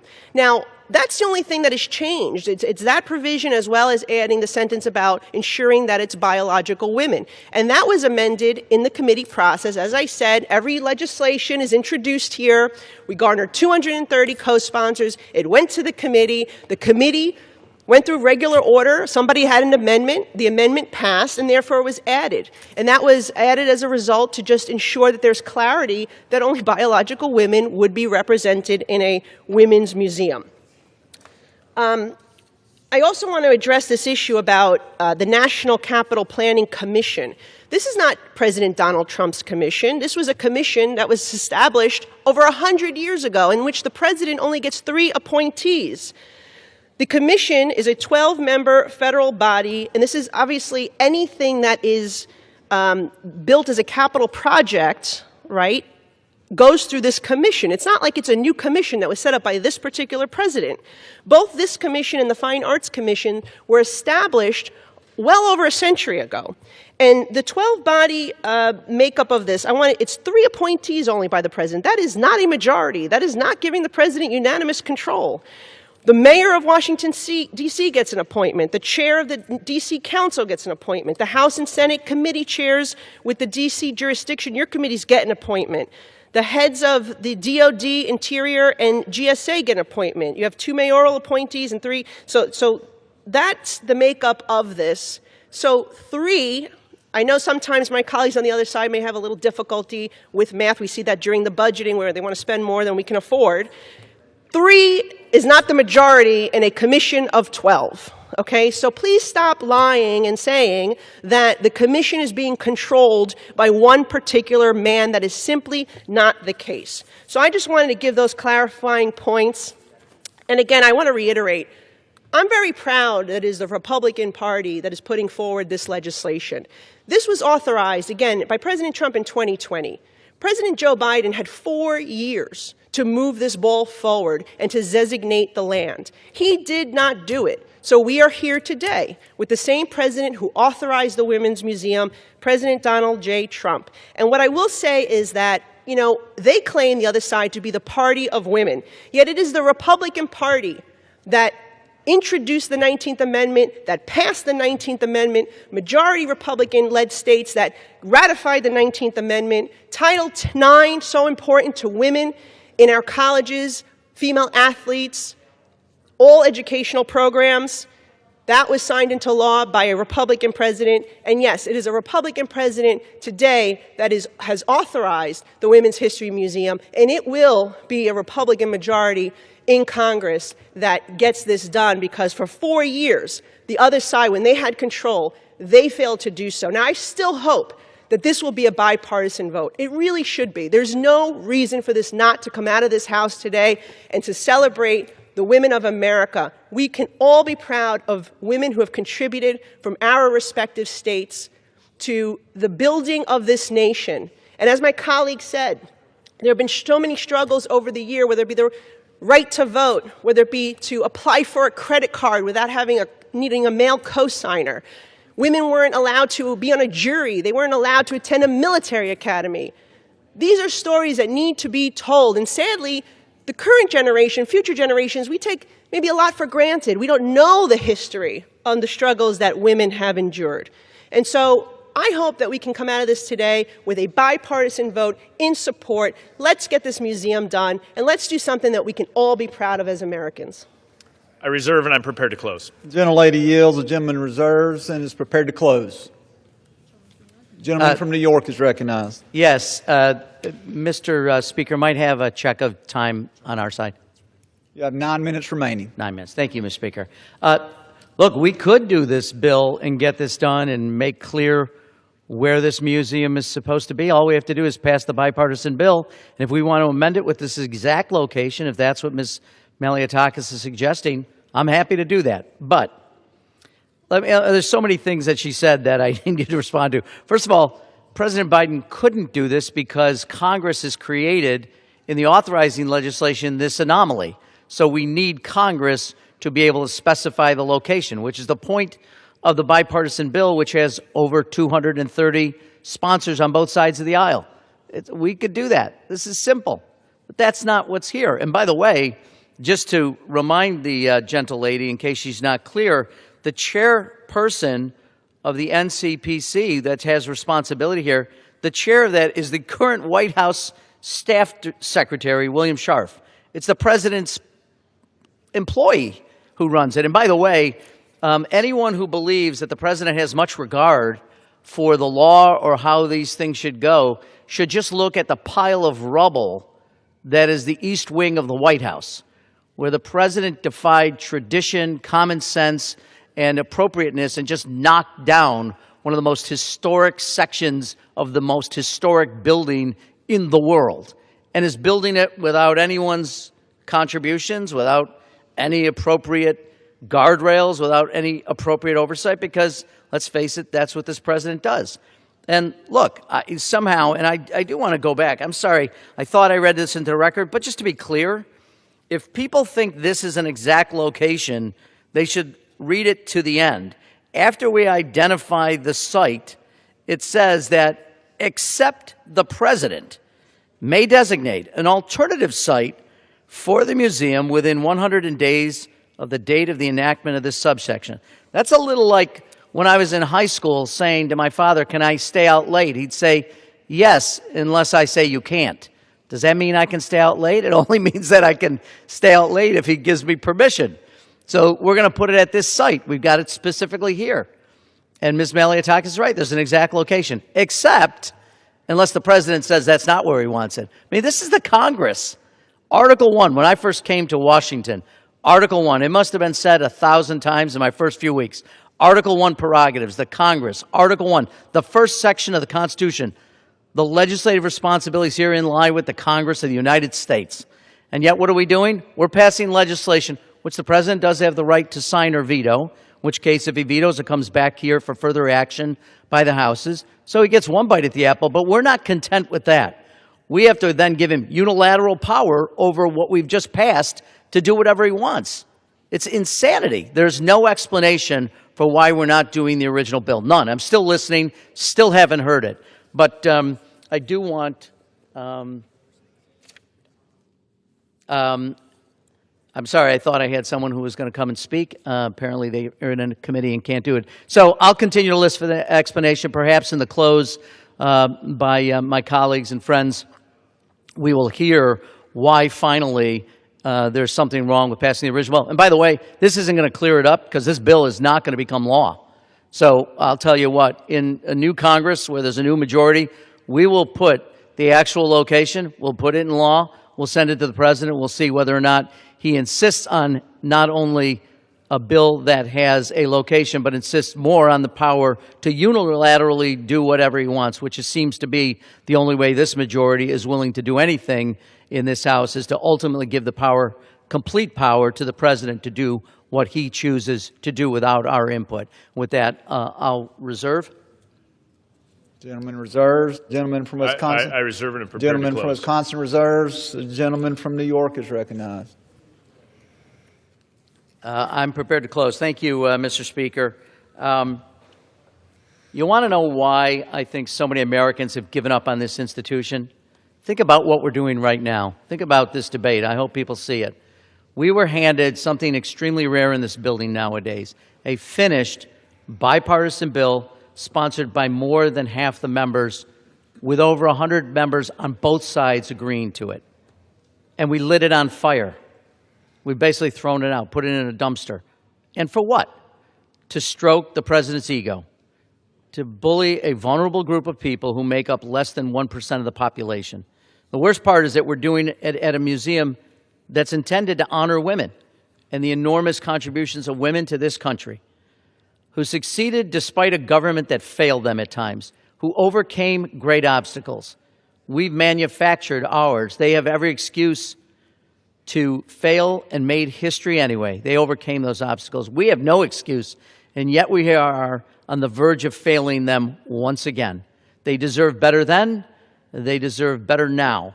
And so I'll implore my colleagues one last time, stop with the games, bring the bipartisan version of this bill to the floor, along with the Latino Museum bill, so we can finally get shovels in the ground on the National Mall for these critically important museums and honor the amazing people in this country who have written the chapter of American history that we all stand on the shoulders of and whose legacy we enjoy. So I urge defeat of this bill, bring back the bipartisan bill. We will enthusiastically build it. We'll put shovels in the ground, and we'll build these national museums as they should be. And with that, I yield back my time, Mr. Speaker. The gentleman yields back. The gentleman from Wisconsin is recognized to close.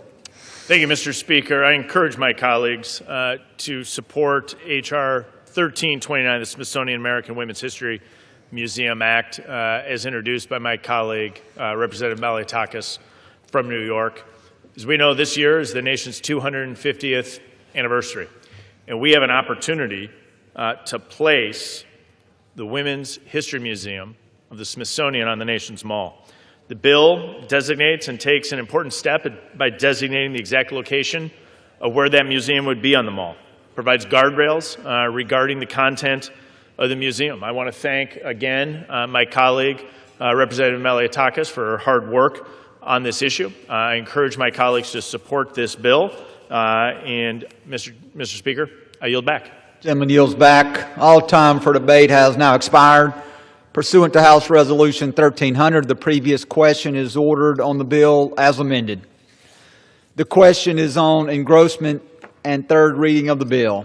Those in favor say aye. Those opposed, no. The ayes have it. Third reading. A bill to permit the Smithsonian American Women's History Museum to be located within the reserve of the National Mall and for other purposes. Pursuant to Clause 1C of Rule 19, further consideration of House Res. 1329 H.R. 1329 is postponed. Purpose does the gentleman from Illinois, Mr. Boss, seek recognition? Speaker, pursuant to House Resolution 1300, I call up H.R. 6047, the Sherry Briley and Eric Edmondson Benefit Expansion Act as amended, and ask for its immediate consideration in the House. The clerk will report the title of the bill. Union Calendar Number 497, H.R. 6047, a bill to amend Title 38, United States Code, to direct the Secretary of Veterans Affairs to increase the dollar amounts for the payment of certain disability compensation and dependency and indemnity compensation under the laws administered by the Secretary. Pursuant to House Resolution 1300, the amendment in the nature of a substitute recommended by the Committee on Veteran Affairs, printed in the bill, modified by the amendment printed in Part A of House Report 119-653 is adopted, and the bill as amended is considered read. The bill as amended shall be debated for 1 hour, equally divided and controlled by the chair and ranking member of the Committee on Veteran Affairs or their respective designees. The gentleman from Illinois, Mr. Boss, and the gentleman from California, Mr. Chacania, will each control 30 minutes. The chair recognizes the gentleman from Illinois. Speaker, I ask unanimous consent that all members have 5 legislative days within which to revise and extend their remarks to insert extenuous materials in the record on H.R. 6047 as amended. Without objection. Thank you, Mr. Speaker. I yield myself as much time as I may consume. Gentleman is recognized. Thank you, Mr. Speaker. I rise today in support of H.R. 6047 as amended, the Sherry Briley and Eric Edmondson Veterans Benefit Expansion Act, introduced by my friend and fellow veteran, Representative Tom Barrett. I want to speak to you today about some of the great Americans this bill will impact. Sherry Briley is the survivor of and spouse of Chief Warrant Officer 3, Donovan Bull Briley, an Army Special Operations pilot killed in 1993 in Somalia. Most Americans would be more familiar with the movie adaptation of the harrowing day, the film Black Hawk Down. But for Sherry Briley, this was not Hollywood. This was her husband, the father of her 5-year-old daughter. Donovan gave his life in defense of freedom, the type of sacrifice we will commemorate on Memorial Day. This legislation would provide the first meaningful increase in survivor benefits for families like Briley's since 1993. Over 500,000 survivors like Sherry received dependency and indemnity compensation for VA. Our DIC is a monthly payment of $1,700 meant to help supplement lost income after a service member's death. It has only been adjusted for inflation over the last 30 years, but this bill would add an extra 1.5% to the DIC over the next 2 years. I also want to discuss Sergeant Eric Edmondson. When Eric was 25, his vehicle was destroyed by an IED on the Syrian border. His spleen ruptured, his kneecap shattered, his spine fractured, and he sustained traumatic brain injury. For 30 minutes, Eric's heart stopped beating. Eric was transported to Walter Reed Army Medical Center to recover, but his injuries left him unable to walk or speak. For the past 20 years, his parents, Edgar and Bethany, and his wife, Stephanie, have been Eric's full-time caregivers, supporting Eric as they work together to raise Eric's 2 kids. Despite these injuries, his family has empowered him to live a full life as possible. Hunting, painting, spending time with his children, and going to church. As the Edmonds family recently wrote in an op-ed for Stars and Stripes, and I quote, "2 incomes vanish. The experience multiplies. The expenses multiplied. When a service-connected injury permanently removes earning capacity, the math doesn't bend for patriotism." End quote. This bill recognizes that and would provide a $10,000 increase to the 7,000 severely disabled veterans like Eric, many of whom require 24/7, around-the-clock professional medical care. Veterans like Eric receive the 3 highest tiers of disability compensation called R1, R2, and T. Many of these veterans will never work again and cannot perform basic tasks. Eric's family dedicated their lives making sure Eric, one of our nation's most wounded soldiers, continues living with dignity. Mr. Speaker, this bill is for family like the Brileys and the Edmondsons. As the families put it in their recent op-ed, the circumstances are different, but the consequences are the same. Quote, "The cost of military service does not end when the ceremony and the headlines fade. It echoes through decades, through college tuition bills, medical equipment invoices, mortgage payments, retirement plans that must be deferred or abandoned altogether." End quote. Mr. Speaker, I ask unanimous consent that the text of the op-ed be entered into the record. Thank you, Mr. Speaker. This bill would also expand VA home loan eligibility to members of the National Guard and Reserve who have at least 14 days of active duty service at a 1% higher rate. Today's Guard and Reserve deploy along active duty service members. They deserve a broader access to VA home ownership opportunities as well. Mr. Speaker, I also want to address the offset in this legislation because there has been a great deal of misinformation surrounding them. The fact is that House Republicans chose to follow the House rules and the law. We fully paid for the legislation so that we could get this bill done, because promises made to the veterans should be promises Congress can keep and not show votes or fake outrage to get clicks and our votes. Now, let me be clear about what this bill will do.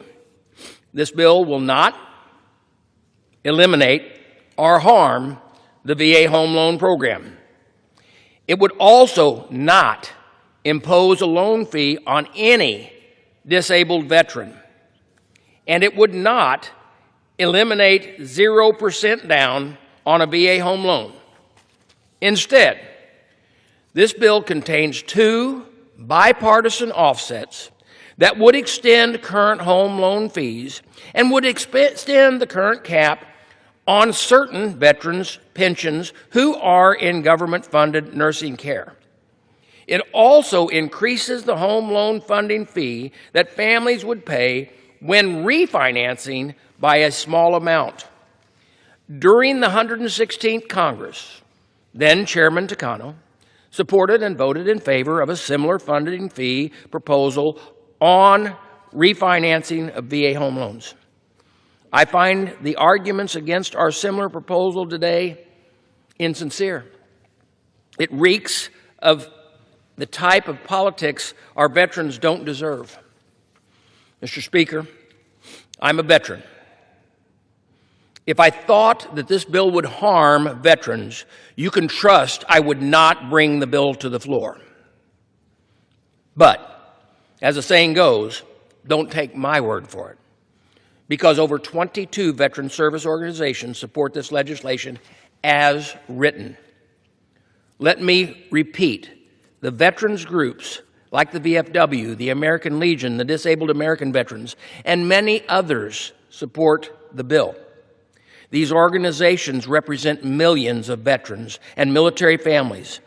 Support this legislation because they know these families cannot afford to wait another decade for Congress to act. Speaker, I ask unanimous consent that a joint letter from 20 veterans organizations supporting the bill is included in the record. Thank you. And additionally, I ask unanimous consent to include in the record a joint letter from RAO, MCRA, and INGAS in support of expanding VA home loan programs to include Guard and Reserve members with 14 days of active duty. Thank you. Veterans deserve more than speeches. They deserve results. If you support these benefit increases, when you need a serious plan, you need a serious plan to pay for them. Because simply saying, someone else will figure it out later, that's not real leadership. Speaker, this bill comes down to a simple question. When Americans send our soldiers off to war, the result sometimes is life-changing injuries, grieving spouses, full-time caregivers. Will this country stand behind them later in the years? Again, I ask my Democrat colleagues, if veteran groups support the bill, then why in the world don't you? Mr. Edgar Edmondson testified before the Veterans Affairs Committee, and he asked Congress to stop the politics and get this done. Mr. Speaker, families like the Edmondson and the Brileys deal with the reality most Americans never see. The Brileys answered the call to serve. The Edmondsons answered the call to serve. Now Congress must answer their call. This legislation, these families, and the thousands of families like them, we have your back. It is a distinct honor to advance this bill just before Memorial Day. Now, I urge all members to support H.R. 6047 as amended. And, Speaker, I reserve the balance of my time. Mr. Speaker, I yield myself such time as I may consume. Gentleman is recognized. Thank you, Mr. Speaker. I rise today with a very heavy heart and in opposition to this bill. Representative Barrett and House Republicans have engineered here an impossible choice. What they have said to the American people is that only by raising costs on one set of veterans can we afford to help another. At a time when we're spending trillions on defense, trillions on tax cuts for the wealthy, and countless other frivolities like ballrooms and a slush fund for the president's friends, to suggest that we can only help veterans by hurting them is patently ridiculous. And that is why I oppose this bill. I want to clearly state that we owe our service members, veterans, and their families, and their survivors a debt of gratitude as they have given everything to this nation. The promise we made to them is something we strive to live up to every day. However, I think this bill, and I believe this bill, misses that mark. We know that these groups desperately need more resources as our veteran population ages and requires more acute care. And as I have mentioned before, and as I am sure the majority will repeat, the catastrophically injured and survivor community has not seen an appreciable increase in our monthly rate since 2009. And I agree, it's well past due that we correct that wrong. And I certainly believe they are worth it. And in fact, I wish we were increasing these benefits even more. Unfortunately, this majority seeks to correct that wrong by inflicting harm on another community of veterans who are deserving of support who are struggling veteran homeowners. Just in case anyone needs a reminder, let's look at the last year and a half.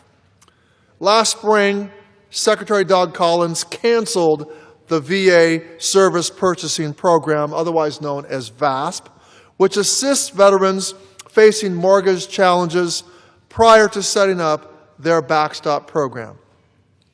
Chairman Bost and Representative Van Orden cheered on this development as thousands of veterans suddenly faced tenuous financial circumstances and no resources to turn to as they faced foreclosure.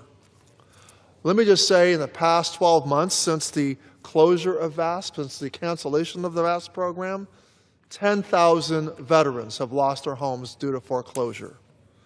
We could call this the Secretary Collins, Representative Van Orden, and Chairman Bost foreclosure program. And all the while, during this time of the past year, President Trump's affordability crisis has sent prices through the roof, making the dream of buying a house entirely out of reach for many Americans. So, to recap, at a time where it's already hard to buy a home, Republicans want to make it even harder.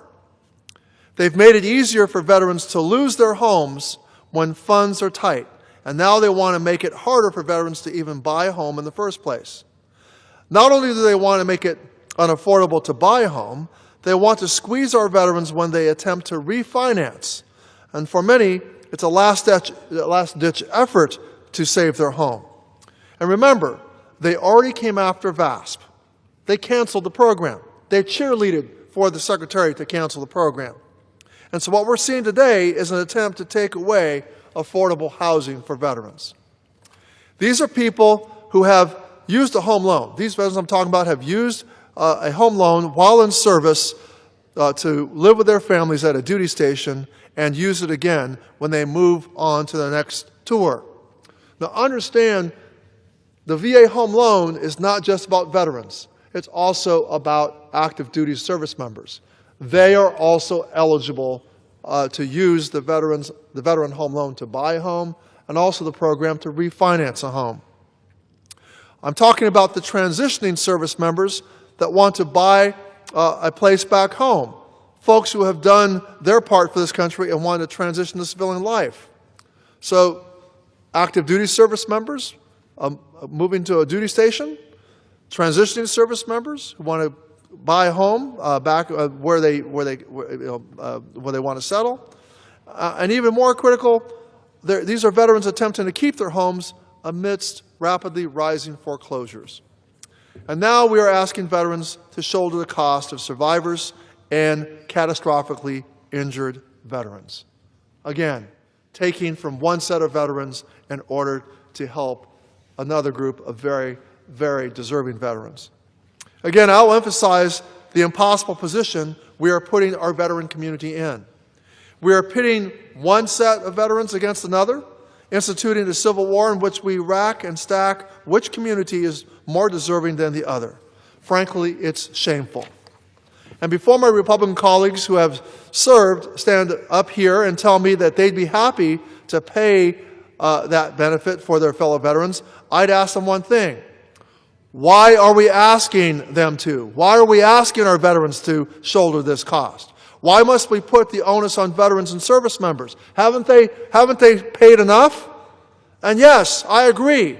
We need to be responsible with how we spend tax dollars. But I'm curious, why is it only when we are looking at benefits for the veteran and the survivor community must we take this mindset?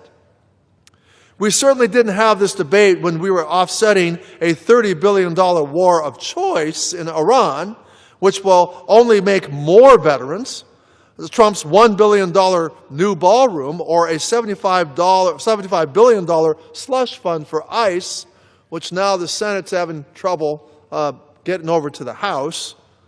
If my counterparts in the Republican Party truly gave a damn about veterans, they would not pit them against one another just to give them a meager down payment on better benefits. Now, if they did, they would enact meaningful change. We could be instead bringing to the floor the Love Lives On Act. We would pass the Caring for Survivors Act, and we would ask the American people to pay for them. And I have no doubt the American people would say yes. We should pay for these things. We shouldn't put this on veterans. And I could go on and on all day. We can expand access to toxic exposed veterans, provide fertility care for our women veterans, address traumatic brain injury and blast injury. Getting things done on behalf of our veterans requires bold action. And that's why today I have filed a discharge petition on the Major Richard Starr Act. It is live and ready for signature. And I invite my colleagues on the other side, as soon as we're done with this debate, to go down and sign that petition.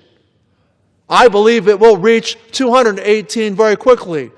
Chairman Bost, Congressman Barrett, and Congressman Van Orden, I invite you right after this debate to go down and sign the petition, the discharge petition, to bring the Richard Starr Act to the floor. I ask my colleagues to join me in signing it now. All my colleagues, when they come to vote, in just maybe 45 minutes or so, sign the petition. We can get something meaningful done on behalf of veterans right now. Let's end the wounded warrior tax. If we're not committed to caring for veterans and ensuring that they and their survivors get benefits that they were told that they'd be entitled to when they signed up on the dotted line, then we need to stop making more veterans. Full stop. We can choose to do the right thing. We can choose to do the honorable thing. We can choose to do the moral thing and give survivors a meaningful benefit. But right now, my colleagues across the aisle are choosing a Band-Aid on a wound that needs stitches. We cannot allow ourselves to accept veterans paying for their own benefits. And we should not tolerate force in this community to fight each other in a pecking order of who matters most. And I hope to appeal to my colleagues' morality when I say that increasing compensation to survivors and catastrophically injured veterans is the right thing to do, and we should do it, but we cannot do it at the expense of other veterans.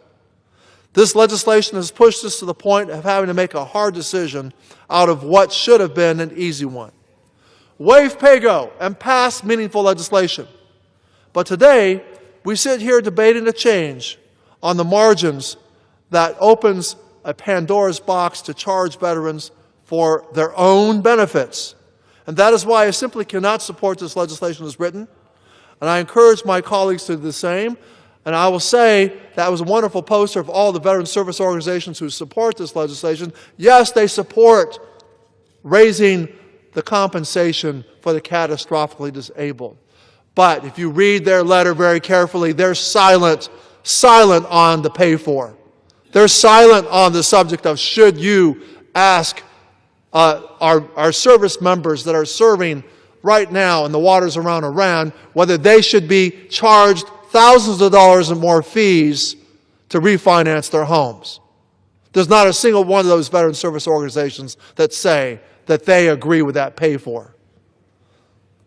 So I encourage my colleagues to oppose this legislation, and I reserve the balance of my time. The gentleman reserves. Members are reminded to please address their remarks to the chair. The gentleman from Illinois is recognized. Thank you, Mr. Speaker. Now, while I appreciate my colleagues for suddenly wanting to be fiscally responsible, I do not appreciate my colleagues implying that the home loan funding fee as an offset is unnecessary or inappropriate. Finding a way to pay for expenditures and benefits is not an option. It is a requirement. May I remind my colleagues and Ranking Member Takano that he has supported dozens of bills that contain the home loan funding fee. My colleague has also submitted a manager's amendment on the floor to increase fees for refinancing loans in the 116th Congress.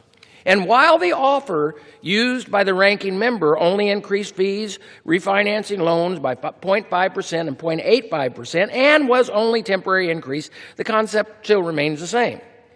This legislative body has long understood that fiscal responsibility is not separated from caring for our veterans and their survivors. It is part of that responsibility. The House has repeatedly relied on adjustments to the VA home loan funding fee to pay for veterans' benefits expansions. Members on both sides of the aisle have voted for that approach many times. And as chairman of the Veterans Committee, I don't just pay lip service to the veterans and survivors we serve. I get things done for them. Now, I would appreciate it if my colleagues across the aisle would stop caring about political wins and focus on getting a win for the most deserving population of veterans and surviving spouses.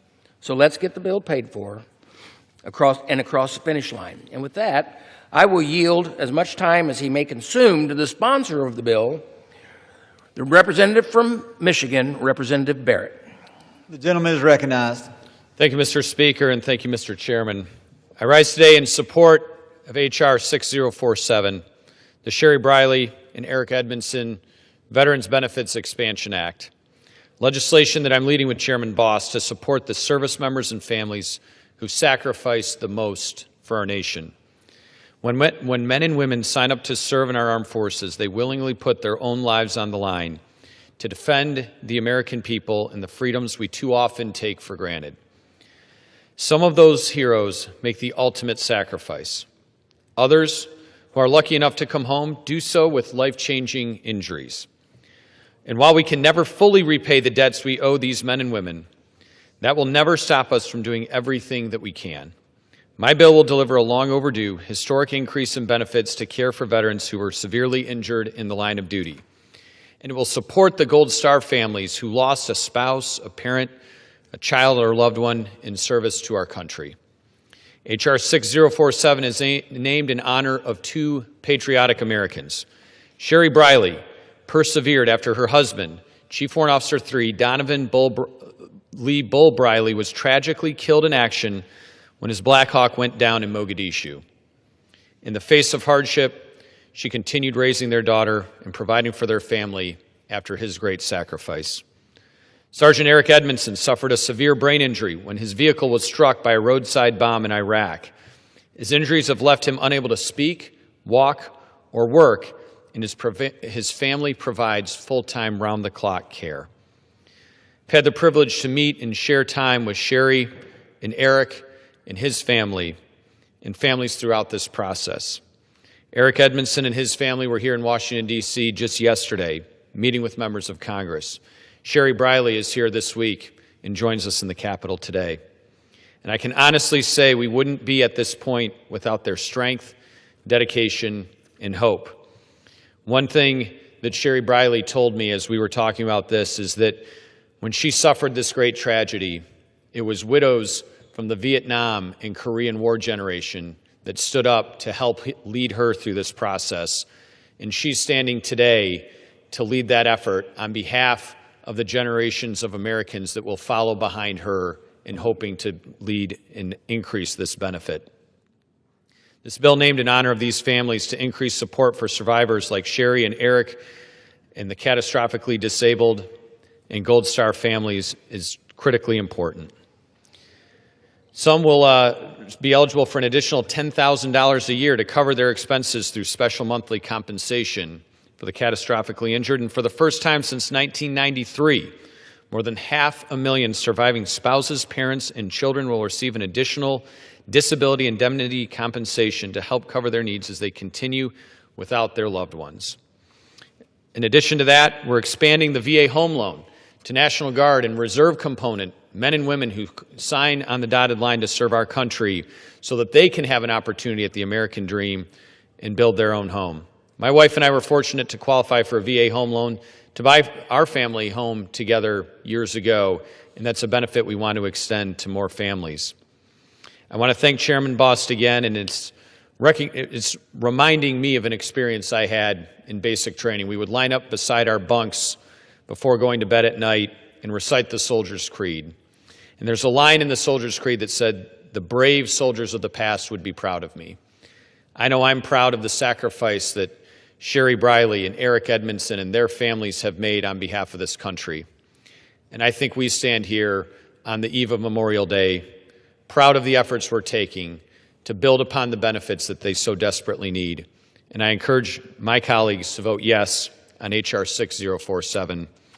Thank you, and I yield back. The gentleman yields. Reserve. The gentleman reserves. The gentleman from California is recognized.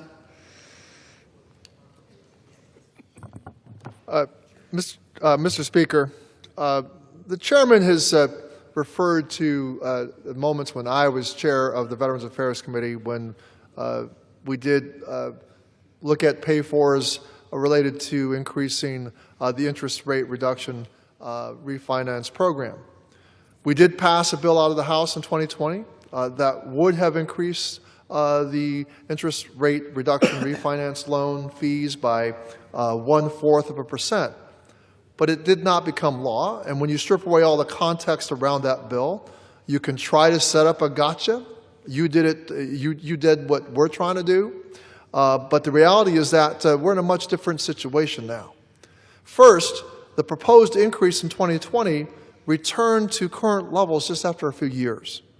Representative Barrett's and Chairman Bost's proposed increase replaces the current level with their new fee level. It's not a temporary change. It's a permanent increase. Today's proposed increase is almost 3 times what was contemplated back in 2020. That translates into $2,500 to $3,000 more in fees that veterans would have to pay under Representative Barrett's plan. And that cost doubles when the veteran has to pay interest on that fee increase. Also back in 2020, home loan mortgage and refinance rates were at record lows. Fees had much less of an impact on veterans' ability to lower their housing costs. Today, interest rates are so much higher. Many more veterans are facing foreclosure, and as I said, 10,000 veterans in the past 12 months. Thousands and thousands of veterans are in jeopardy of losing their homes in the coming months. And the Trump administration has gotten rid of VASP, and as I said, with the cheerleading done by the chairman and Representative Van Orden. VASP was the last-ditch program to keep veterans and their families in their homes. It has been a year, and the replacement, the partial claims program, which I supported in instituting, has still not been rolled out yet, and it won't be rolled out for several months. Meanwhile, we will see more veterans foreclosed upon. Refinancing, therefore, is currently the last line of defense in keeping veterans with distressed loans in their homes. And Representative Barrett is proposing that we raise costs at this very moment in this financial environment. And when this Congress has passed a reconciliation bill costing billions and billions of dollars that were not offset, mind you, the $70 billion that the Senate was hoping to send over to here, the Republican Senate, that this House presumably would have also approved of, the Republican majority, that $70 billion was not offset.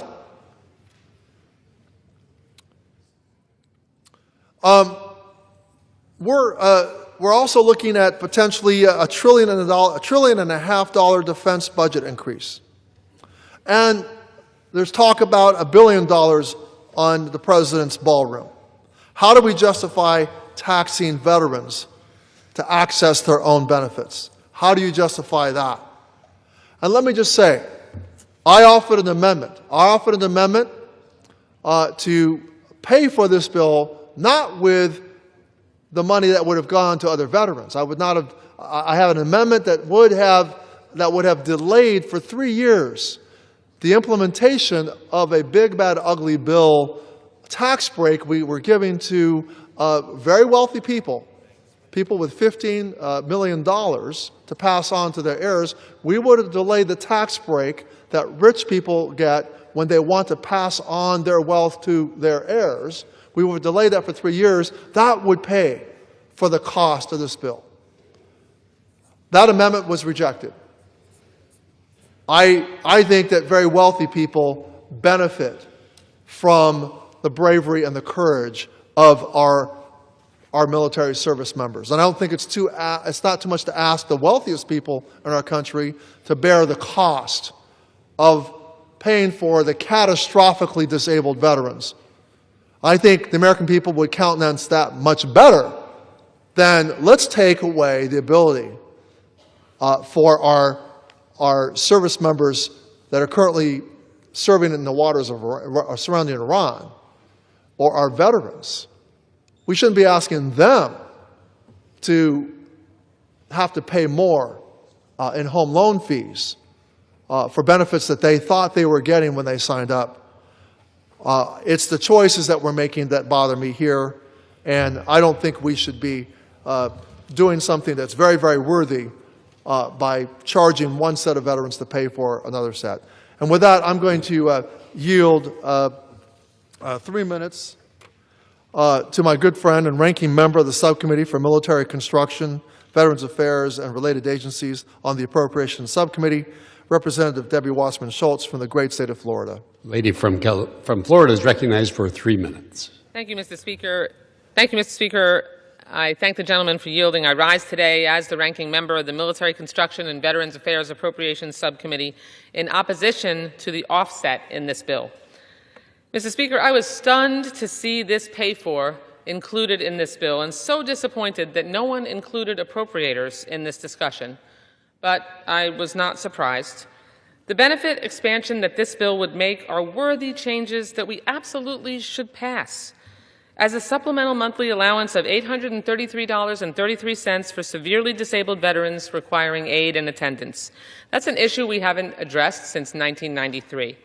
I wish that we could have worked on this issue last week when our appropriations bill was on the House floor, or the month before when the bill was before the Appropriations Committee. Instead, House members are going to take a vote that will rob Peter to pay Paul, and when we are talking about our veterans, that is just plain wrong. This bill triples VA home loan fees, which amounts to hundreds or thousands of dollars on each home loan, which will make homeownership even harder for veterans. When a veteran refinances their home loan, they'll get hit with this tripled fee, which will be cost prohibitive for many veterans. Republicans are increasing, tripling fees for one group of veterans to pay for benefits for another. And you know what I find the most despicable, though? It's that the veterans and their families were told that this pay-for was required or the bill would not become law. That is a flat-out lie. And I speak as an appropriator and someone who understands the pay-go rules. At some point, if you recall, my friends on the other side of the aisle, we thought it was going to be tonight, but we'll likely push that to next week or when we come back. You were going to push through a partisan spending bill that would include billions of dollars in spending that is completely unpaid for, because the pay-go rule would be waived, just like every point of order. That's what you could do in this bill, but instead you are saddling one group of veterans with tripled fees to get a home loan to pay for benefits for the other. And that's why I must rise in opposition today. This benefits expansion should be passed. It should, because I firmly believe that we must honor our commitment to our veterans at every step. But let me be very clear, the precedent that we are being asked to set is a dangerous one. We will not take from one group of veterans to give to another, no matter how small we claim the pay-for would be. Chairman Bost and Ranking Member Takano, I would ask that we all get together and meet, Chairman Carter, myself, and the two of you, to talk about how we can accomplish this in a bipartisan way. We should not waste any of the House's time because the House and Senate is going to need to conference our Milcon VA bills, and I want to make sure that this issue is addressed in that bill. Mr. Chairman and Mr. Ranking Member, when this bill drops the painful triple fee increase, you will have my vote. If I can ask the gentleman for additional as much 30 time as seconds. she may consume. Thank you very much. Mr. Chairman and Mr. Ranking Member, when this bill drops the painful triple fee increase on VA home loans, you will have my vote. In the meantime, I must strongly urge my colleagues to vote no on this bill. This is completely unnecessary. The pay-for is not required. They could waive it just like they do on nearly every other bill, and I would ask my friends on the majority side to seriously reflect on what this precedent would mean for our veterans in the future. We should not be tripling the cost of a VA home loan to pay for benefits that are sorely needed and deserved, but it is completely unnecessary to hit one group of veterans. Coming from a party that says they're against fee and tax increases, this is pretty shocking. It's unacceptable, and it doesn't have to be this way, and you know it. I urge a no vote, and I yield back the balance of my time. I reserve. Members are reminded to direct their remarks to the chair. The lady from Florida yields. The gentleman from California reserves. The gentleman from Illinois is recognized. Mr. Speaker, I find it deeply disingenuous for some of my colleagues to suggest that Republicans are willing to pay for war, but unwilling to pay for the veterans. As chairman of the House Veterans Affairs Committee, I am closely aware of the true cost of war. We see it in the disability compensation, in the survivors' benefits, in the prosthetics, in the mental health care, in the long-term care of catastrophic disabled veterans. Those costs exist because brave men and women answered the nation's call and came home carrying the physical and invisible wounds of war. The VA budget continues to grow because America continues to honor the promises made for those who serve.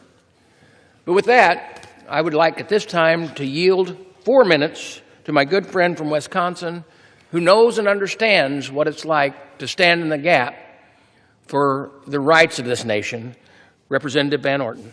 Gentleman from Wisconsin is recognized for 4 minutes. Thank you, Mr. Chairman, and thank you, Mr. Speaker. I'm currently working with the appropriators to try to allocate some money for acting lessons for my colleagues so that some of their arguments could be more believable, because they simply are not. Let me explain what the VAST program did. There was unelected bureaucrats under the Biden administration who decided to start buying loans from lending institutions. That is not a VA home loan. It is a VA home loan guarantee. So they did this without authorization. They did it contravening